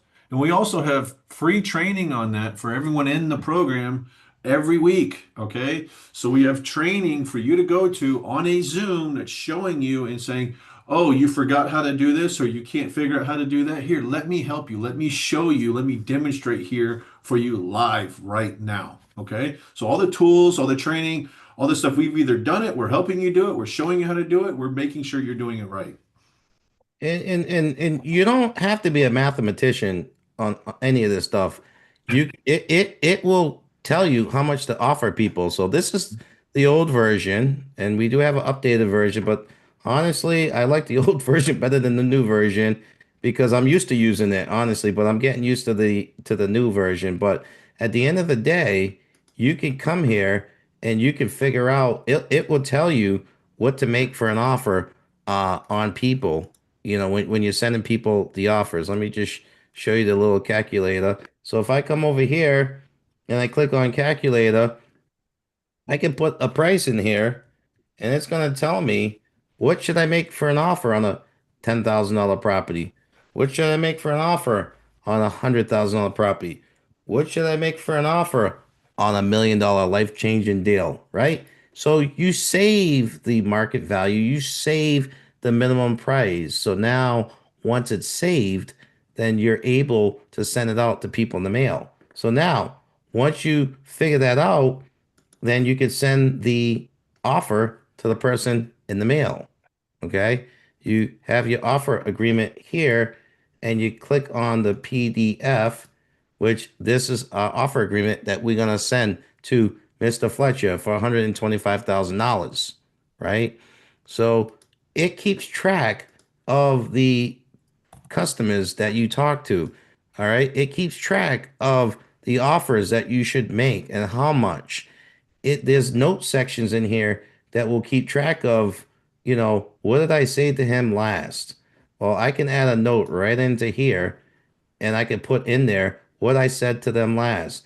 It keeps track of the addresses and phone numbers and emails and parcel numbers and legal descriptions and the county and the state and all that stuff.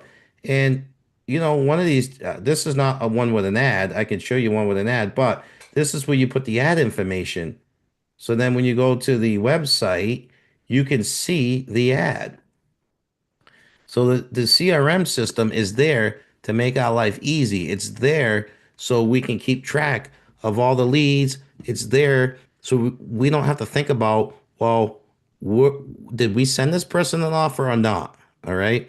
Did we buy these leads or not? Because there's a system in there that says, okay, you've sent this mail out. Okay. And these people requested offers and these people accepted your offers and these people are ready to create an ad and these ads are done and you found a buyer and it's time to get paid. So after you get paid, you can save that attorney information in there so you don't have to worry about, well, who did the closing and how much did we buy it for and how much did we sell it for and where's the ad? Like you save all that stuff in the CRM. So that's, what is really, really good for is your virtual assistant. So when you're managing your virtual assistant, you can check on them too. Not just for you, but we have options in there. You can set up a team and you can give permissions to everybody on the team where, and you can manage the team. Where are we at with this deal? You don't even have to talk to them. You can see, oh, these 10 people asked for offers today. 5 of them got offers today. 3 ads were created today. 2 properties sold today. And these are the attorneys that we use to get them closed. And then we're done.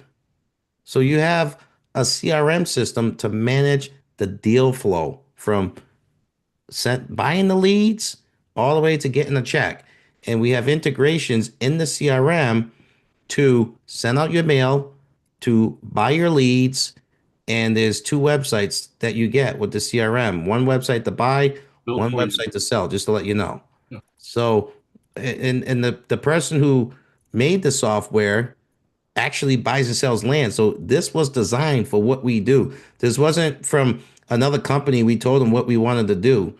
The guy who designed the software works for our company. So this is exactly our process.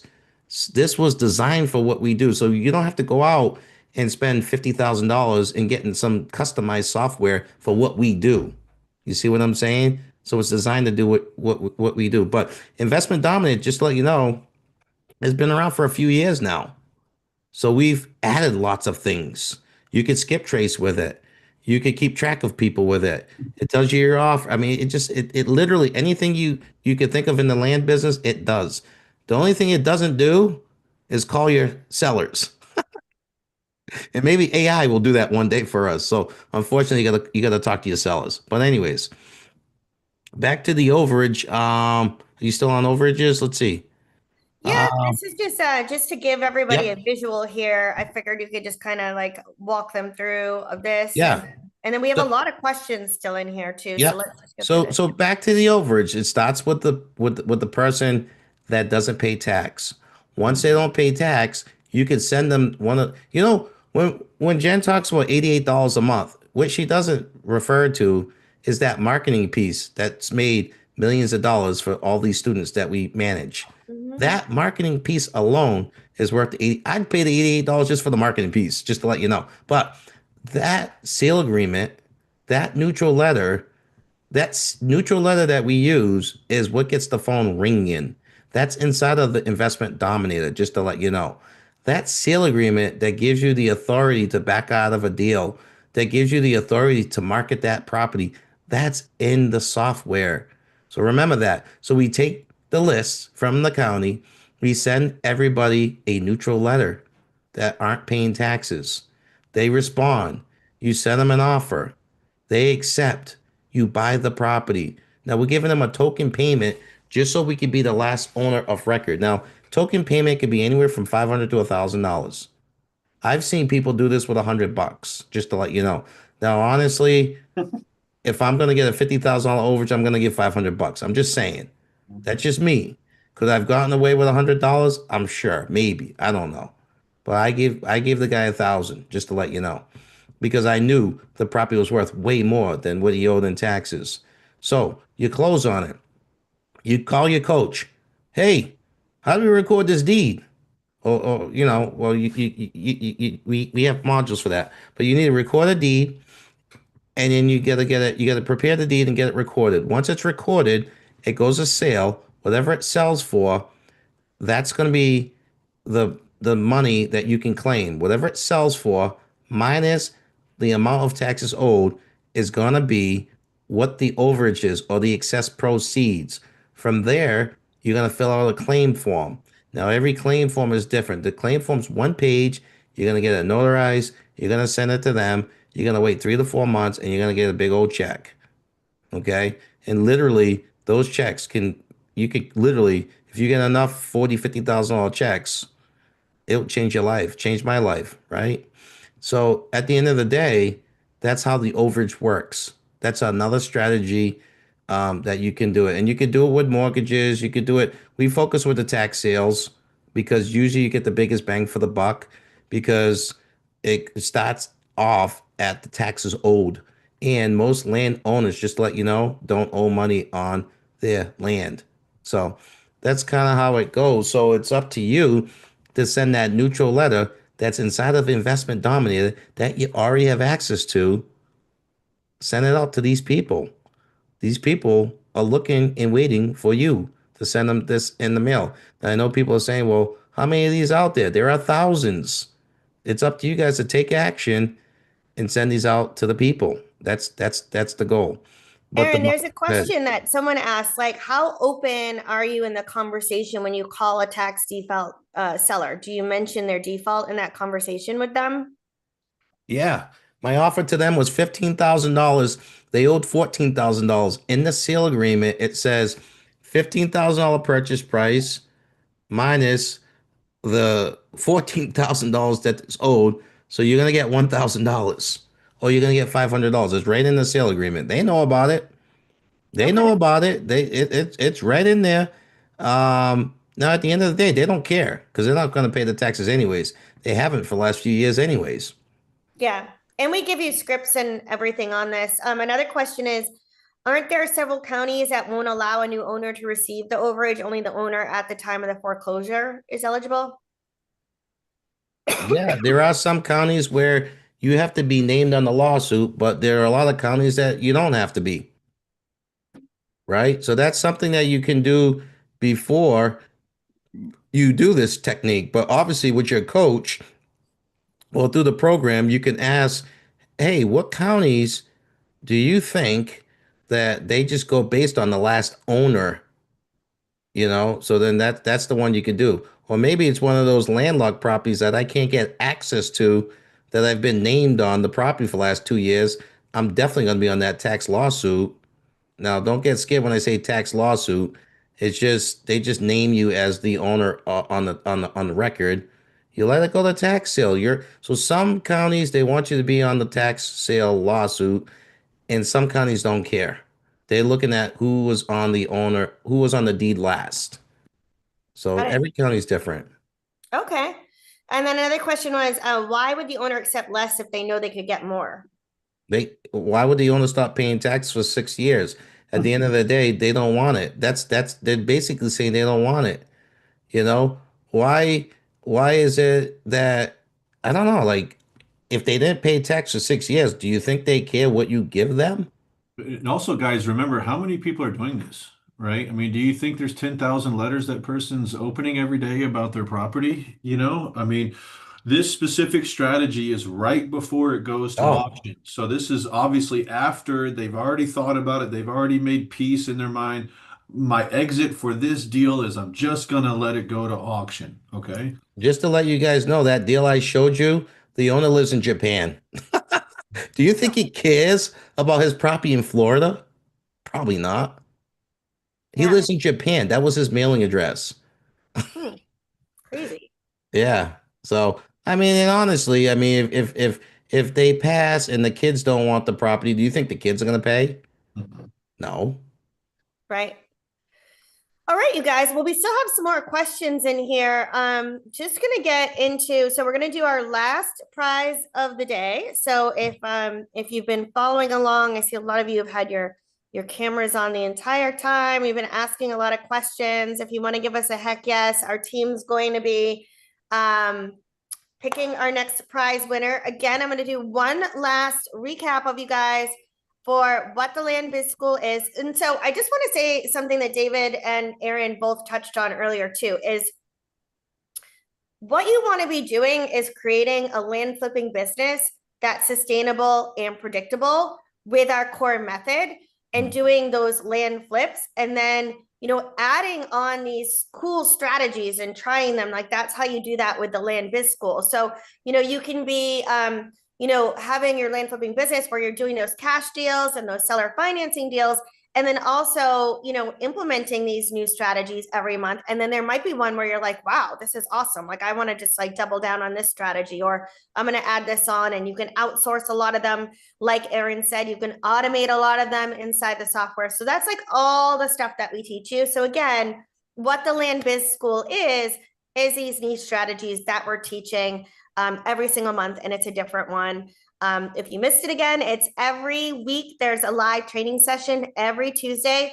So just like this, but more, I guess I'd have to say, like, it's like, you know, Aaron just honing in on one session for 60 to 90 minutes where they're going through them. They're giving you the worksheets. They're giving you the resources. They're answering all your questions. And that's for 4 weeks. So one of these topics that we maybe glazed over here for like 15 or 20 minutes, you're going to get the complete live trainings, you know, when you join the Land Biz School, plus the software as well, where you can automate everything. And I know for me and my husband, because we have our land flipping business, that CRM, that's your customer relationship management system. That's where you have your buying and selling website, which is all professional. You just drop your domains in.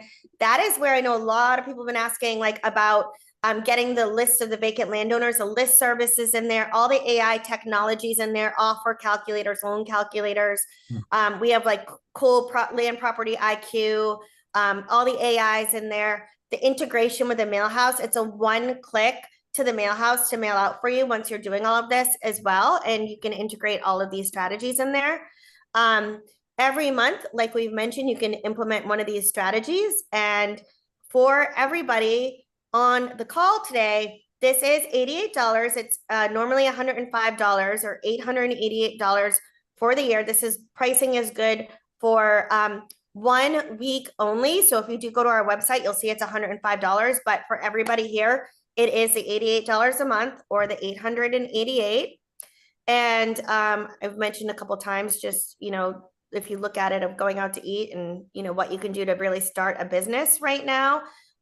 We've got the 4 virtual trainings on those few months a year where there's 5. We actually always throw in an additional session for you. You get the 7-part land course, you get the documents and contracts and everything that you need for that monthly strategy. Everything's recorded right in your membership site. And you get the 500 free land leads as well, and the software for 45 days, which also comes with a weekly Q&A call. So this whole method, where I saw a lot of people, I mean, I think there were so many questions during this, you will get when you join right now, you'll get this whole strategy, which is a whole complete 4-part strategy with all the templates and guides and everything when you join either the monthly or the annual. So that is something that you can get right away. Plus you'll get a blind offer strategy, which is another strategy that Aaron loves and teaches. You'll get that as well.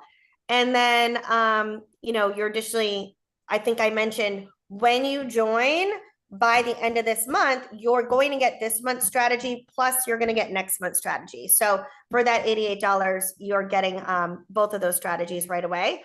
And then with the annual subscription, you're also getting these additional 3 strategies. So he talked about the land lock, you're getting that, the cash flowing with 5,000 land flips. That was another one that Aaron taught, and then raising money and paying less in taxes. That's a really cool strategy. That's something that Jack taught with his CPA. Once you start making money in land flipping, which I think, at least I know David, myself, and Aaron can attest to, you definitely want to look at ways of structuring your business and structuring deals that you're doing, to save on taxes. So that's another great strategy that you get as well. So with the annual, it's like getting 5 months because you get those additional 3, plus you get this month's and next month's when you join. And then the fast action bonus on the annual is you get our complete 3.0 strategy. So this is our Land Profit Generator 3.0. It's all 27 video modules, every letter and template. So we've got neutral letters, blind offer letters. We have neighbor letters. We have our selling and buying contracts, our seller financing contracts. All of our resources are in there. So you get that when you join the annual.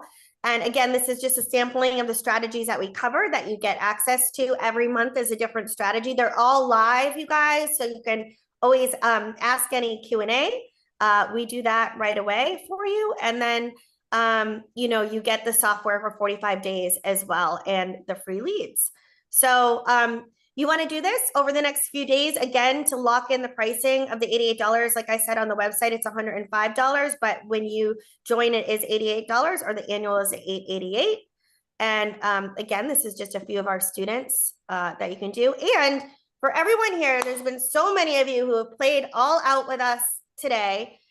So all of the bonuses that I mentioned, which were the one-on-one call with the software expert, and the additional 500 land leads and the excess tax proceeds. If you join by the end of this Zoom, so we'll be going another 10 minutes. If you join, you'll get all of the bonuses that we mentioned today. And then once we end the Zoom, those will go away, but you can still join at that $88 until the end of the week. So with that, you can go to landbizschool.com. I think I saw a couple of questions here. Can you upload your own leads into the Investment Dominator? Yes, we have the list service in there. You can also download as well. And then what was another question here? Can you get started in this without a huge down payment for land? Yeah, I mean, that's exactly what we're teaching, is that you don't have to buy the land without using any of your own money. You'll be able to get right into your own account, Corey. It's your own student portal that you'll be able to get through. During the classes, Ty, you get access to the master coach. They answer all of your questions. You also have the weekly call for the software where you can get your questions answered. There's email. We have our customer support. We actually have a dedicated support line for our Investment Dominator as well. So you get that all when you join too. And it's $88 a month, Carla. And you get the software in the Investment Dominator for 45 days, and then it's $97 a month after that. You can set up automation. There's email you can set up. We have the ability, if you want to do like text follow-up and things like that, you can do that. You can outsource that as well. There's a lot of cool automation that you can do in there, which is great. So Corey, the one-on-one call, it's with our software expert. So they'll help you, which is really cool, because at first I feel like people get so stuck and maybe they don't get started because they get into that analysis paralysis where, the software and the systems, especially if you're not a tech person, it's really easy to use. And so you'll get a one-on-one call with our software expert, and they'll help you get everything set up, your websites. They'll show you how to download all your leads. They'll show you how to mail out. They'll show you how to use the different tools and functions in there so you can automate your business, which is really cool. You can create your deal flow mark in there, which is awesome as well. So that was our surprise to you guys. You can get all the bonuses we mentioned today. Every hour we've been breaking them down, but you've got to do it before the Zoom ends today at landbizschool.com. And again, I think I mentioned this earlier, there's no catch. You can cancel at any time. So if you get into this, and you're on the monthly and you decide that this isn't the right fit for you, you can cancel at any time. After your 45 days run out of the software, you can also cancel, although that is the hobby or business. So if you're running it, you want to keep that going and you get all the documents and everything. A lot of people were asking, how much time do I need for this? So many people, over 70%, They do start this while they're working full time. So if you have an hour or two a day, that is great. That's what we recommend. You don't need a license. You don't need a real estate license. You don't need any special license to do any of these strategies. And you don't need to have, good credit. I know that was a question that people are asking. Every strategy that we teach every month is a complete strategy. So we teach you the strategy, we give you demos, there's there's sharing, screen sharing, there's step-by-step instructions. We answer all of your questions there. So you'll have everything you need to implement the strategy. So if you liked any of these strategies today, when you join, you'd get access to those complete strategies as well. And there's, with land flipping altogether, like, I said at the beginning, we don't believe in any kind of get rich quick schemes, but land flipping and land investing is an asset class with little to no risk. And it is something that we teach you where you don't have to use your own money to purchase the land, which is why it's really attractive to people. And, you have all these contracts. You're never stuck with the land at any point. You can use other people's money. Like we've said a few times here, we do have access to funders and transactional funders, investors, partners. If you want to go in on bigger entitlement deals, you can do that as well. And this is for anybody who maybe you're already in land flipping. I think I saw at the beginning of the call, some people had done some houses and house wholesaling. Maybe some of you are in land and you're looking at different strategies. This is here, for you. We teach all these different niche strategies here.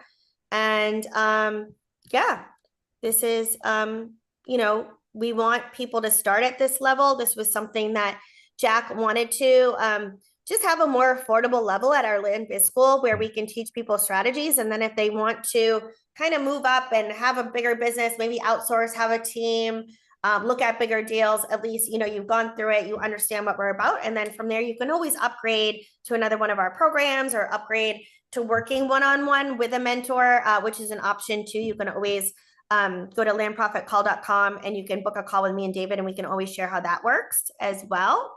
And that's it. So if you want to get started, you can give us a heck yes here. You can go to landbizschool.com. You can sign up. You would pay to get started the $88 down to get started. Or if you want to do the full pay and get that Land Profit Generator 3.0 bonus, it's the $888. And yeah, we'll be sending out the replay of this for anyone who missed any of the sessions here. We'll be doing that. And Brian, you can totally pay as you go. You can do the monthly payment. You can log into the software. Check it out. See if it's for you guys. Like, you're not completely locked in. You can pay your $88. You can get these bonuses. You can check out this month's strategy. You can check out next month's strategy. You'll get the bonuses recordings. You can try out the software for 45 days. And I think that's a really good amount of time, if you're someone who's serious about getting started, to really see if this is something that you want to get into. So, yeah, with that, if you guys have any other questions here, I know we had a few more. Let's see. Thank you, Krista. We have our final prize winner, so you can check in the chat there. And yeah, another thing I wanted to mention too, so go to landbizschool.com if you want to join there. Also, you guys, if you enjoyed today's session, it was kind of a marathon. Some of you were here for the entire thing. You can go over, we have a little QR code here. And if you want to click on that, I'll leave it up for a little bit. We'll also send it out. But you can click on this QR code and you can get Jack's free guide to the Maverick Guide to flipping dirt, big profits with little to no competition. And you can go and leave a review if you enjoyed today's session, and you can pick up that guide. And great, everybody's joining here. How do I get help when I'm signing in? Right when you sign in for the Land Biz School. So if you're joining the Land Biz School, make sure you guys also check your spam or junk mail folder, especially if you're in like Gmail, Outlook, Yahoo, any of those, Proton. Sometimes the login email, welcome email with your logins will go to your spam folder. So you do want to make sure that you check there. And then as soon as you go, you're rocking and rolling. You can get started. Like I mentioned, we have that call on Monday, which is the onboarding call for the Investment Dominator. So you can go on that. They'll help you get started. You'll have the ability to be able to book a one-on-one call to get your software started as well. And then you'll also be able to join Tuesday's session, which is going to be a live session. And that's a new topic. So you'll have access to this whole month's topic plus next month's, which is super exciting. So with that, I'll just go back to this Land Biz School right now. But Erin, thank you so much for just sharing everything today and all of your time. I hope everyone's super excited about getting these bonuses that you'll get and all these topics. But is there anything that you'd like to leave everybody with today, just on these strategies and land flipping in general? Pay the price today so you can pay any price tomorrow. Oh, I like that. That's cool. Now, what's that mean? That means you pay the price today, you invest in yourself, you bet on yourself, so then you can get the full potential. You know, every successful person I've ever met, they've had to take the jump, the leap of faith, and they have to bet on themselves. So that's the key. Pay the price today so you can pay any price tomorrow. So it just doesn't matter. If you're doing a landlocked property and you make $200,000 on a deal like Carrie did, or Eileen and me did the overage example of $42,000 overage, or if you want to buy the $167 property at tax sale and sell it for $1,200, what a little thing that is. I mean, doing 3 or 4 of those a week, how would that change your life? You pay the price today so you can pay any price tomorrow, right? So that's the key. That's what's going to change your life, changing things, and picking the right vehicle. When I was selling cars for years, I could never make the kind of money I make now selling cars. It's impossible. I can't outsource my job. I can't get that leverage. I can't make $25,000 selling a car. It's not going to happen. I mean, maybe if I sold a $500,000 car, I don't know, but it's not going to happen. I was selling Ford trucks. I was selling Ford Fiestas and Ford Focuses. Pay the price today so you can pay any price tomorrow. I love that. And I think it's so important now too. You know, with inflation still being high, with the dollar losing its most value, I think I was reading since 2022, the dollar has actually lost its most value. You guys have to think about your future and your passive revenue and additional revenue streams, like the $88 that you could be paying. Yeah, maybe that buys a burger and a couple beers, or a couple burgers and beers right now, but that price of the burger and beers could be $150 in a couple months or something. So making sure that you have passive revenue, that you're hedging against inflation is huge, and that you're having, you know, other investments. You know, there's different asset classes, you know, real estate, there's houses, things are fluctuating, but land has always been predictable. Jack and Michelle have flipped land through every, they've been doing it for over 20 years in every administration. They've always made money in all different economies. You know, the dollar goes up, the dollar goes down, stocks go up, stocks go down.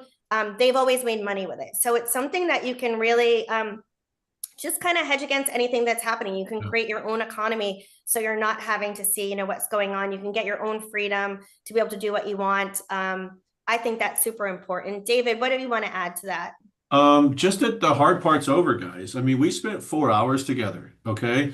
Now think about, if you flash forward, if you join this program, if you already understand the process and now you're just doing it, imagine doing what we just described for 4 hours instead of just learning about it. Okay. So what does that mean? With my first deal, I calculated how long it actually took me to close that deal.